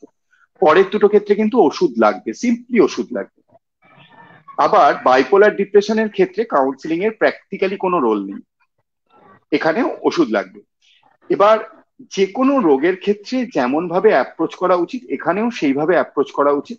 এবং ইউজুয়ালি কোনো না কোনো একজন মনোরোগ বিশেষজ্ঞের কাছে যাওয়া উচিত। আমি সবসময় সাজেস্ট করি, usually first contact should be a psychiatrist. এইখানে অনেকের যেটা সমস্যা থাকে সেটা হচ্ছে যে ওষুধ খাবো, ওষুধ খেলে খুব সমস্যা। আমি দুটো কথা বলতে পারি: প্যারাসিটামল খেয়ে সুইসাইড করা সম্ভব অজস্র পরিমাণে খেলে, কিন্তু ঘুমের ওষুধ তার থেকেও আরো অন্তত 1000 গুণ খেলে তবে হয়তো সুইসাইড করা সম্ভব। That's it. এখনকার দিনে জাস্ট কোনো, আমাদের যে ওষুধগুলো আমরা ইউজ করি তাদের ইল ইউজ করা প্র্যাকটিক্যালি অসম্ভব। 2 নম্বর ব্যাপার হচ্ছে যে তারা খুব ছোট্ট ছোট্ট জায়গায় কাজ করে, যার ফলে তারা ভীষণ রকম সেফ। 3 নম্বর ব্যাপার হচ্ছে, অনেক অনেক বায়োলজিক্যাল কারণ আছে যার ফলে ডিপ্রেশন হতে পারে। থাইরয়েড ডিসঅর্ডার থেকে ডিপ্রেশন হয়, কারোর প্রেগনেন্সি ইনডিউসড অনেক সমস্যা থেকে ডিপ্রেশন হয়। সাইকোলজিস্টরা সেই অন্যান্য শারীরিক সমস্যাগুলো বোঝার জন্য ট্রেন্ড নন, যার জন্য ইউজুয়ালি ফার্স্ট কন্ট্যাক্টটা একজন সাইকিয়াট্রিস্ট হওয়া বাঞ্ছনীয়। তার যদি মনে হয় এটার জন্য ওষুধ খাওয়া দরকার নেই, সেক্ষেত্রে তিনিই একজন কারোর কাছে কাউন্সিলিং করার জন্য পাঠিয়ে দেবেন। কিন্তু অনেক ক্ষেত্রে আমরা, ডিপ্রেশনের ক্ষেত্রে তো বটেই, ইভেন সিজোফ্রেনিয়ার মতো রোগের ক্ষেত্রে যেখানে তার জাজমেন্ট চলে গেছে, সেখানেও ডাক্তারবাবু কাউন্সিলিং করলে হয় না, এই গোছের কথাবার্তা শুনি। কিছু কিছু রোগ আছে এমন যেখানে কাউন্সিলিং করে সত্যি কিছু লাভ হবে না। কাউন্সিলিং সর্বরোগহর নয়, তার একটা নির্দিষ্ট জায়গা আছে, সেই জায়গায় অবধি সে যথেষ্ট পরিমাণে এফেক্টিভ। কিন্তু সবকিছুতে আবার সে একই রকম ভাবে কার্যকরী, এই আশা করলে খুব সমস্যা আছে। আমরা যে বিষয়টা নিয়ে একটু আগে আলোচনা করছিলাম, যে পার্সোনাল স্পেস নিয়ে আলোচনা করছিলাম, যে তার সমস্যা কি করে মেটানো যায়। আহ একজন প্রশ্ন করেছেন যে কৈশোর বা যৌবনের থাকা একটি ছেলে বা মেয়েকে কতটা পার্সোনাল স্পেস দেওয়া প্রয়োজন, সেটা অভিভাবক বা অভিভাবিকা কি করে বুঝবে? এটা একটা খুব গুরুত্বপূর্ণ প্রশ্ন। বেসিক্যালি পেরেন্টিং স্টাইল নিয়েই বেশ কয়েকটা ব্যাপার আছে। তো অনেক রকম পেরেন্টিং স্টাইল হয়। টিপিক্যাল দুটো খুব কমন পেরেন্টিং স্টাইল আছে। একটা হচ্ছে অথরিটেরিয়ান পেরেন্টিং স্টাইল, মানে আমি যা বলবো তুমি তাই শুনবে। এর বাইরে কিছু বলবে না। আরেকটা হচ্ছে পারমিসিভ পেরেন্টিং স্টাইল। অনেক পেরেন্টরা খুব গর্ববোধ করেন যে আমি আমার বাবা ছেলে মেয়ের সাথে একদম বন্ধুর মতো মিশি, they are friends. Unfortunately your children are your children, they are not your friends. তো এই দুটোর মাঝামাঝি একটা জায়গা নেওয়া ভীষণ জরুরি। সেই জায়গাটাকে বলে অথরিটেটিভ পেরেন্টিং। এখানে কি হবে, তুমি এটা করবে, কিন্তু তুমি যদি তার এগেনস্টে বেটার কোনো অল্টারনেটিভ দিতে পারো আমি সেটা গ্রহণ করব, এবং তুমি এটা কেন করবে সেটা আমি প্রত্যেক ক্ষেত্রে তোমায় এক্সপ্লেন করার চেষ্টা করব। মানে তো আমি বলছি তুমি এটা করবে না, আমার কথাটাই তুমি শোনার চেষ্টা করবে because of this this this, এবং তোমার বক্তব্য তুমি রাখতে পারো এর এগেনস্টে কোনো কিছু উচিত বলে। এই বয়সের বাচ্চাদের ক্ষেত্রে বেশ কিছু জিনিস ভীষণ কমন, অপোজিট সেক্সের প্রতি অ্যাট্রাকশন, বা ভার্চুয়াল যে বিভিন্ন মিডিয়া আছে, সোশ্যাল নেটওয়ার্ক আছে, সেগুলোর প্রতি অ্যাট্রাকশন। এই জায়গাতে বাঁধন ভীষণ রকম ভাবে জরুরি।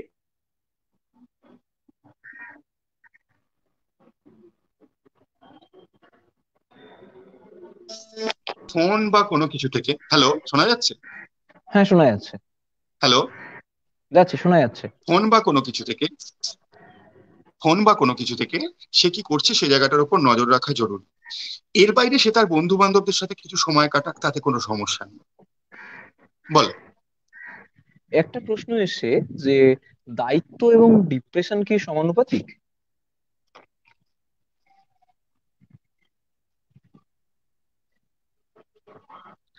হ্যালো। হ্যাঁ, একটা প্রশ্ন এসেছে যে দায়িত্ব এবং ডিপ্রেশন কি সমানুপাতিক? বলো। দায়িত্ব এবং ডিপ্রেশন কি সমানুপাতিক? শুনতে পাচ্ছি না, আরেকবার বলো।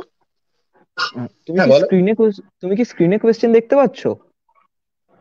এক সেকেন্ড দাঁড়াও, এক সেকেন্ড।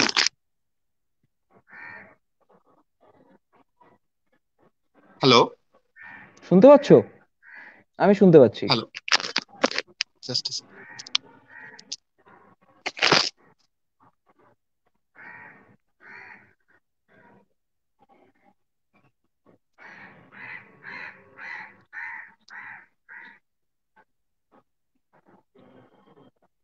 হ্যালো। হ্যাঁ, তুমি শুনতে পাচ্ছো? একবার বেরিয়ে যাচ্ছি, হ্যাঁ। আচ্ছা, আচ্ছা। টেকনিক্যাল সমস্যা আমাদের পিছু ছাড়ছে না।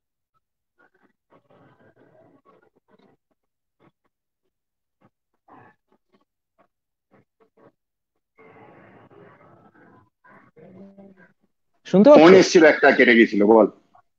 আচ্ছা, তুমি শুনতে পাচ্ছো তো? হুম হুম হুম। আচ্ছা। একটা প্রশ্ন এসছে, এটা আমাদের অ্যাডমিন প্যানেল থেকে প্রশ্ন এসছে যে দায়িত্ব এবং ডিপ্রেশন কি সমানুপাতিক? উম, এটার একটা বড় সমস্যা আছে বেসিক্যালি। এই জায়গাটা আমি বলার চেষ্টা করছিলাম যে হাউ টু কোপ আপ। মানে আমরা যে কোনো যখন কঠিন সিচুয়েশনে পড়ি, আমরা কিছু কাজ করার চেষ্টা করি যেগুলোকে বলে ডিফেন্স মেকানিজম। কেমন? ডিফেন্স মেকানিজম মানে সেটার এগেনস্টে ডিফেন্স করার চেষ্টা করা, মানে সেগুলোর মধ্যে কিছু খুব ইম্যাচিওর ডিফেন্স মেকানিজম আছে। ইম্যাচিওর ডিফেন্স মেকানিজমের এক্সাম্পল হচ্ছে ধরো ডিসপ্লেসমেন্ট।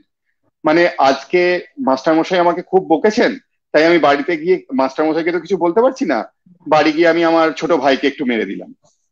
আবার প্রজেকশন বলে একটা ব্যাপার হয়। প্রজেকশন মানে কি রকম, ধরো আমার মনে হচ্ছে সুদীপ্ত ভালো নয়, তাই সুদীপ্তর বিভিন্ন কাজকর্ম আমি খারাপ হিসাবে দেখতে চেষ্টা করছি। মানে আমার মাথার পেছনে যেটা আছে সেটা আমি প্রজেক্ট করছি ওর মধ্যে, যে সুদীপ্তর এটা খারাপ, এটা খারাপ, এটা খারাপ, সো দ্যাট আমার এই জিনিসটা প্রতিষ্ঠা করতে সুবিধা হয় যে সুদীপ্ত ভালো নয়। কেমন? তো এগুলো হচ্ছে ইমম্যাচিওর ডিফেন্স মেকানিজম। এর বাইরে তিনটে খুব ইম্পর্টেন্ট ম্যাচিওর ডিফেন্স মেকানিজম আছে। কি কি ম্যাচিওর ডিফেন্স মেকানিজম আছে? একটা হচ্ছে হিউমার, নিজেকে নিয়ে হাসতে পারা। দু নম্বর হচ্ছে আলট্রুইজম, মানে আমার কোনো একটা কিছু কষ্ট আছে সেটাকে নিয়েই কিছু ভালো করার চেষ্টা করা। মানে ধরো ছোটবেলায় কেউ মেন্টালি বা ফিজিক্যালি অ্যাবিউজ হয়েছে, পরবর্তী জীবনে সে মেন্টালি বা ফিজিক্যাল অ্যাবিউজদের নিয়েই সোশ্যাল ওয়ার্ক করার চেষ্টা করছে, দ্যাট ইজ অ্যালট্রুইজম। আরেকটা আছে, আরেকটা আছে যেটাতে হচ্ছে যে তোমার ধরো জীবনের কষ্টগুলোকে তুমি একটা কোনো ক্রিয়েটিভ দিকে নিয়ে যাওয়ার চেষ্টা করো, সেটাকে সাবলাইমেশন বলে। যেমন হচ্ছে রবীন্দ্রনাথ বা ঋতুপর্ণ ঘোষ, তাদের জীবনে বিভিন্ন কষ্টগুলোকে তারা ক্রিয়েটিভ দিকে নিয়ে যাওয়ার চেষ্টা করেছে। এগুলো হচ্ছে ম্যাচিওর ডিফেন্স মেকানিজম। ও যে ডিফেন্স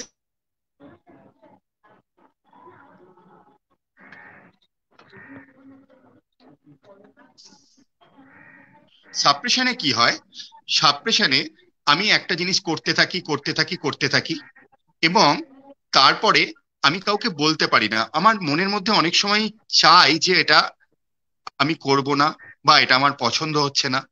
দায়িত্ব নেওয়াটা অনেক ক্ষেত্রে বার্ডেনের মতো হয়ে যায়। সেটা যেন না হয়, মানে আমি পারছি না পারছি না পারছি না, তাও আমি করতে থাকছি। এটা একটা ফেজের পরে কিন্তু প্রবলেমেটিক। সেক্ষেত্রে এটা অনেক সময় ডিপ্রেশন এনে যেতে পারে। সাপ্রেশনে কি হয়, আমার অবদমিত ইচ্ছাগুলো আমি আমার কনসাস থেকে কন্টিনিউয়াসলি সাবকনসাসে ঠেলতে থাকি। মানে ধরো আমার ইচ্ছা করছে যে এটা আমি করব না, কিন্তু আমি না না করে দিই, পরে ভাববো। এরকম ভাবে যত আমি ঠেলতে থাকি ঠেলতে থাকি ঠেলতে থাকি, তার জন্য তো আমার নিজেরও পরিশ্রম হয়, তার জন্য আমার এনার্জি ব্যয় হয়। যার ফলে জীবনের অন্য ক্ষেত্রগুলো, যেখানে আমার এই এনার্জি গুলো কাজে লাগতে পারতো, সেই জায়গায় এই এনার্জি গুলো আর কাজে লাগছে না। যার ফলে আমার প্লেজার কমে যাবে, প্লেজার কমে গেলেই আমি ডিপ্রেসড হয়ে যাব। আমার কিছু একটা কারণে দাদা বেরিয়ে গেছে, নেটওয়ার্ক প্রবলেমটা আমাদের পিছু ছাড়ছে না। আমরা ফেরার চেষ্টা করছি। শুনতে বলো। পাচ্ছ? হ্যাঁ হ্যাঁ বলো।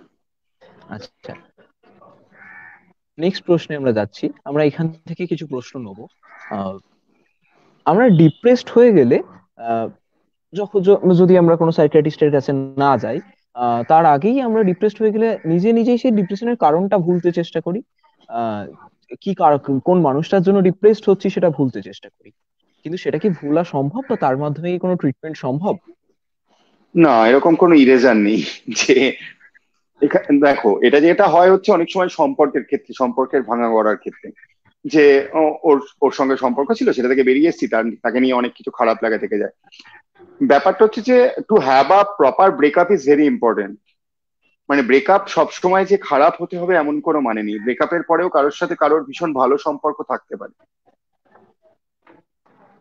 তো এই সুন্দরভাবে বেরিয়ে আসা, এবং তার সম্পর্কে যে ভালো জিনিসগুলো আছে সেটা মনে রাখা, খারাপ জিনিসগুলো যতটা সম্ভব মনে না রাখার চেষ্টা করা, এটা এটা খুব সিম্পল প্রসিডিওর। এর বাইরে এটা নিয়ে দারুণ করে ভাবার কিছু নেই। বাট অনেকেই এটা বলার চেষ্টা করেন যে ডাক্তারবাবু এটা ভুলিয়ে দিন, আমি ওকে ভুলে যেতে চাই। You can't, too can't. এবং তুমি ভুলে যাওয়ার চেষ্টা করছো মানে সে ভীষণভাবে তোমার মনের মধ্যে এখনো রয়ে গেছে। তো এই যতক্ষণ মনে রাখাটা থাকবে ততক্ষণ ভুলে যাওয়া সম্ভব নয়। তো আস্তে আস্তে ব্যাপারটা, যে ওনার অস্তিত্ব আছে কিন্তু আমাকে সেটা আফেক্ট করে না, এই জায়গাটায় পৌঁছাতে হবে। তাকে ঘৃণা করা, অপছন্দ করা, এটা কোনো সলিউশন। বলো। আহ, ধরো একটা খুব খারাপ সময় আমাদের কাটছে, সেটা থেকে কোনো না কোনো ভাবে আমরা বেরিয়ে এসেছি, নিজের সাথে নিজে লড়াই করেই বেরিয়ে এসেছি। কিন্তু তবু তো কিছু কিছু সময় বিভিন্ন কাজে মনে পড়ে যায় সেই খারাপ সময়টা। উম, সেটাকে তার থেকে পার্মানেন্ট সলিউশনের জন্য কি করা যেতে পারে? পার্মানেন্ট সলিউশন যেটা বললাম, যেটা হচ্ছে যে আহ, দুটো জিনিস বললাম। এক হচ্ছে যে ধরো সাবলাইমেশন, সাবলাইমেশন ইজ ভেরি ইম্পর্টেন্ট। ধরো তোমার কোনো একটা কিছু নিয়ে কষ্ট কষ্ট আছে, সেটা নিয়ে তুমি ইউজুয়ালি ক্রিয়েটিভ কিছু করার চেষ্টা করতে পারো। মানে ধরো রবীন্দ্রনাথের জীবনের সেরা কিছু কবিতা বেরিয়েছে ওনার সন্তান মারা যাওয়ার পরে, বা ঋতুপর্ণর জেন্ডার রিলেটেড যে সমস্যাগুলো ছিল সেটাকে উনি ওনার সিনেমার মধ্যে দিয়ে প্রকাশ করেছেন। সেটাকে ক্রিয়েটিভ কোনো কিছু একটা দিকে কনভার্ট করার চেষ্টা করা, সেটা একটা খুব ভালো সলিউশন। আরো একটা যেটা ভীষণ ভালো সলিউশন, ধরো নিজেকে নিয়ে নিজেকে হাসতে পারা, হিউমার। মানে ধরো তোমায় কেউ একটা খোঁচা দিয়ে বললো যে তোমার ও তো ওর সাথে ঘুরতে দেখলাম, বা এরকম কিছু, যেটা অনেক সময় বুলি করার জন্য লোকে বলে আর কি। সেই হাসিতে নিজেও যোগ দেওয়া, তাহলে কি হবে, পরের দিন থেকে সেটা নিয়ে আর কেউ মজা করতে চাইবে না, কারণ জানবে সেটাতে তার খুব একটা এনজয়মেন্ট হবে না। নেগেটিভ থিঙ্কিং, আমরা বিভিন্ন ক্ষেত্রেই নেগেটিভ থিঙ্কিংটা একটা পজিটিভিটি হিসেবে দেখে থাকি। তো তোমার বন্ধু প্রশ্ন করেছে যে মন খারাপ হলেই কি না মনোরোগী? না না না না না না না, এটা যেটা ভীষণভাবে বলার চেষ্টা করলাম যে নর্মাল এবং রোগীর মধ্যে পার্থক্য করাটা ভীষণ ইম্পর্টেন্ট। তো এই জায়গায় যেটা ইম্পর্টেন্ট যে 2 সপ্তাহের বেশি বেশিরভাগ দিন, বেশিরভাগ সময় মন খারাপ, এনার্জি কম, এবং কোনো কিছু ভালো লাগছে না, এই সব কিছু থাকতে হবে, তবে তার ডিপ্রেশন আছে এই ব্যাপারটা আমরা ভাববো। তার আগে অবধি is dam normal, it's a normal variant.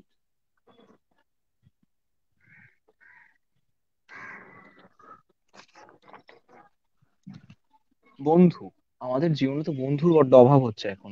Virtual জগতে আমাদের প্রচুর প্রচুর ফেসবুক ফ্রেন্ড বা টুইটারে প্রচুর ফলোয়ার, ইনস্টাতে প্রচুর ফলোয়ার, কিন্তু হাত বাড়িয়ে কাছের মানুষকে পাওয়ার মানে চক্করটা একদমই কমে গেছে আমাদের। এটার দুটো কারণ, মানে আমরা খুব মোটা মাথায় দুটো কারণ আমরা দেখতে পাই। এক হচ্ছে একটা কম্পিটিশনে ছোট থেকেই একদম, তুমি এটা নিয়ে বলছি ইঁদুর দৌড়ের কথা বলছিলে, ছোট থেকেই একদম ঠেলে দিচ্ছে। আরেকটা কারণ যেটা, যে আমরা মাঠে কিন্তু আর, অবশ্যই মাঠের সংখ্যাও কমেছে, কিন্তু আমরা মাঠে কিন্তু আর ছেলে দেখতে পাই না। তারা মোবাইলে ব্যস্ত, ভিডিও গেমটাকে তারা অ্যাডিকশনের পর্যায়ে নিয়ে গেছে।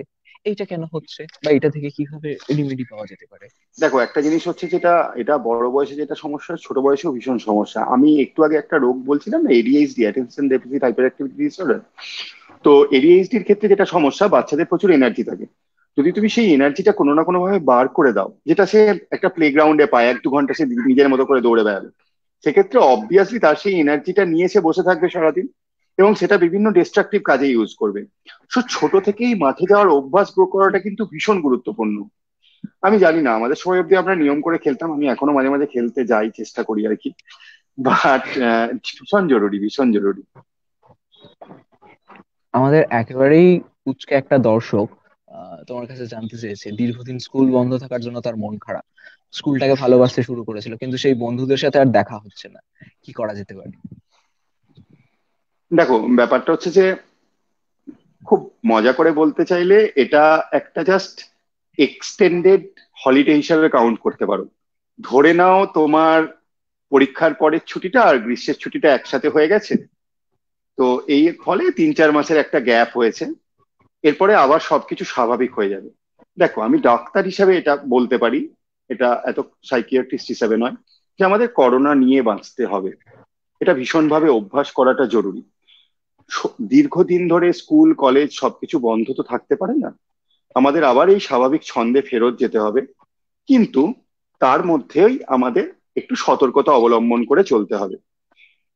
তোমার যে বন্ধুদের থেকে দূরে থাকা বা এটার মেয়াদ হয়তো আর খুব বেশি হলে 1 কি 2 মাস।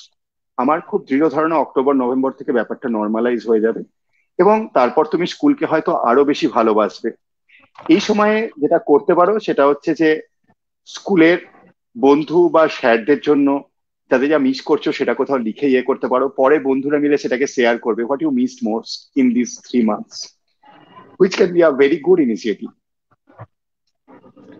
ইনসিকিউরিটি, যে কোনো সম্পর্কের ক্ষেত্রে ইনসিকিউরিটি একটা মারাত্মক সমস্যা। বয়স্ক মানুষদের, বাড়ির মায়েদের, বাচ্চাদের প্রতি ইনসিকিউরিটি থেকেই যায় সব সময়। এইটা কোনোভাবে কি বাচ্চাদের মনেও একটা সময়ে গিয়ে বাচ্চাদের মনেও নিশ্চয়ই প্রভাব ফেলে? খেলে তো। এখান থেকে কি করে বের করে আনা যেতে পারে?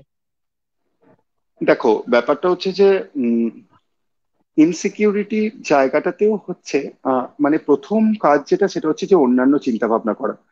খুব কমন যেটা ইনসিকিউরিটির সমস্যা হয়, সেটা হচ্ছে যে, ধরো আমি বিয়ে করলাম, আমার মা ভাবতে শুরু করলো যে আমার ছেলে এবার বউয়ের হয়ে গেল, which is a very common thing. ইনসিকিউরিটির জায়গাটা তখনই আসে যখন একজন মানুষকে কেন্দ্র করে দুটো মানুষের অধিকার বোধ জন্মায়। তো এই জায়গায় যেটা ভীষণভাবে ভাবতে হবে সেটা হচ্ছে যে, অন্য মানুষটা আমার কম্পিটিটর নয়, অন্য মানুষটা কোনোভাবেই আমার কম্পিটিটর নয়। ধরো একজন পুরুষের ক্ষেত্রে একজন মায়ের ভূমিকা, একজন স্ত্রীর ভূমিকা এবং একজন কন্যার ভূমিকা, এরা তার জীবনে সব থেকে গুরুত্বপূর্ণ তিনজন মহিলা, একেবারেই আলাদা। তো এই আলাদা আলাদা জায়গাগুলোকে ভাবা এবং একে অপরকে কম্পিটিটর না ভাবা। বাচ্চাদের ক্ষেত্রে সিবলিং রাইভালরিটা ভীষণ গুরুত্বপূর্ণ, মানে ধরো দুজন বাচ্চা পিঠোপিঠি, একজনকে মা বলে ভালো, একজনকে খারাপ, সে তখন অন্যজনকে অপছন্দ করা শুরু করে। এই জায়গায় যেটা ভীষণ গুরুত্বপূর্ণ সেটা হচ্ছে কম্প্যারিজনটা বন্ধ করা। মানে দাদা এত ভালো তুই এত ভালো না, বা বোন এত ভালো তুই এত ভালো না, এই জিনিসটা বন্ধ করতে হবে।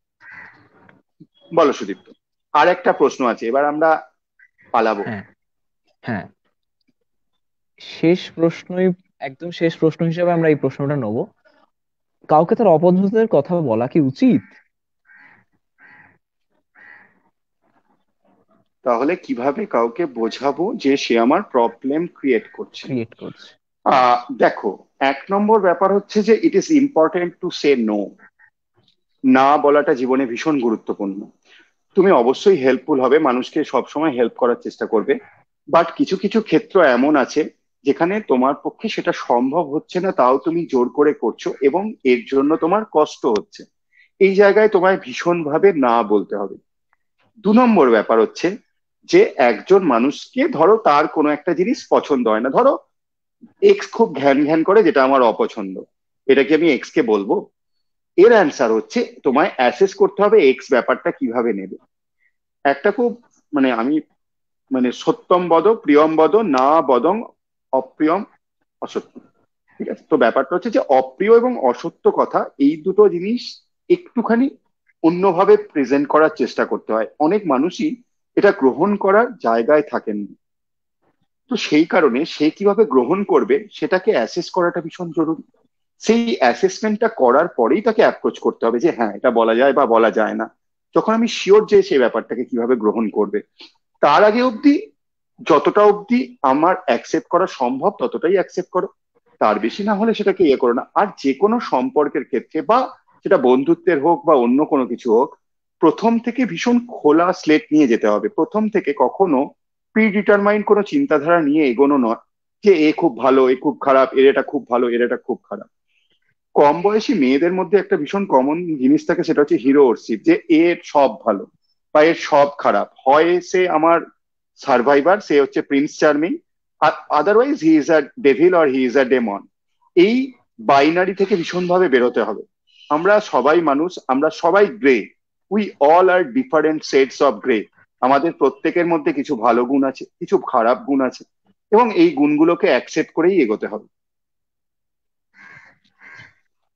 শেষমেশ আমাদের এইটাই, শেষমেশ আমরা এরকম একটা সিদ্ধান্তে এলাম যে সত্যি আমরা একা নই, এবং এই ঘটনাগুলোকে, ডিপ্রেশন বা এইরকম মন খারাপের যে কোনো ঘটনাকেই আমরা পরিশেষে অবশ্যই একজন সাইকিয়াট্রিস্টের হেল্প নেওয়া দরকার, এবং ঠিক সময়ে সময়ে যদি ঠিক হেল্পটা পাওয়া যায় তাহলে সব ঘটনা থেকে রিমেডি আমি সম্ভব। একদম খুব সিম্পল ব্যাপার হচ্ছে যে আমি জাস্ট এক কথায় বলে দিতে পারি যে একটু একটু মন খারাপ খুব কমন, বা একটু একটু অ্যাংজাইটি ভীষণ কমন। অ্যাংজাইটি খুব গ্রেট ড্রাইভ, পরীক্ষার আগে যদি তুমি টেনশন না করো তুমি পড়তে বসবে না, তাই না? বাট যদি কখনো তুমি বুঝতে পারো যে এটা আমার দৈনন্দিন জীবনযাত্রাকে ব্যাহত করছে, সেক্ষেত্রে হেল্প নেওয়া উচিত। জাস্ট সিম্পলি এই ব্যাপারটা, আমার দৈনন্দিন জীবনযাত্রা কি এসব সত্ত্বেও ঠিক থাকছে না এটা ব্যাহত হচ্ছে, দ্যাটস অল। পরিশেষে একটাই কথা, যে তুমি বা তোমার পাশের জন কেউই একা নও। আমরা সবাই একজোট হয়ে বেঁচে অভ্যস্ত, এবং আমরা একজোট হয়েই বাঁচবো। অতএব কোনো সময় যে কোনো বড় রকম সিদ্ধান্ত নেওয়ার আগে একবার চিন্তা করে দেখো, এই সিদ্ধান্তটা না নিয়ে অন্য কোনো সিদ্ধান্ত নিলে হয়তো তোমার জীবনটা ভালো থাকবে। ধন্যবাদ তোমাকে এতক্ষণ সময় দেওয়ার জন্য, ধন্যবাদ তোমাকে। না, খুব ভালো লাগলো। স্কুলের যে কোনো অনুষ্ঠানে আমি আসতে খুবই ভালোবাসি। আমরা তো অনেক ভালো লাগা আছে আহ, স্কুলের প্রতি। এই এই অনুষ্ঠানের শেষেই আমরা একটা অঘোষিতভাবে আমন্ত্রণ জানিয়ে রাখলাম যে আবার পরিস্থিতি সব স্বাভাবিক হবে, এবং তারপর আমরা স্কুলের অডিটোরিয়ামে আমরা একসাথে হ্যাঁ, মিলিত হয়ে অবশ্যই স্কুলের অডিটোরিয়ামে হবে নেক্সট বার। আমরা উদযাপন করব অবশ্যই। এবং এই কথাবার্তাগুলো কন্টিনিউ করব। ওকে। ধন্যবাদ তোমাকে। ধন্যবাদ তোমাকে। Thank you. ভালো থেকো। আজ টাটা।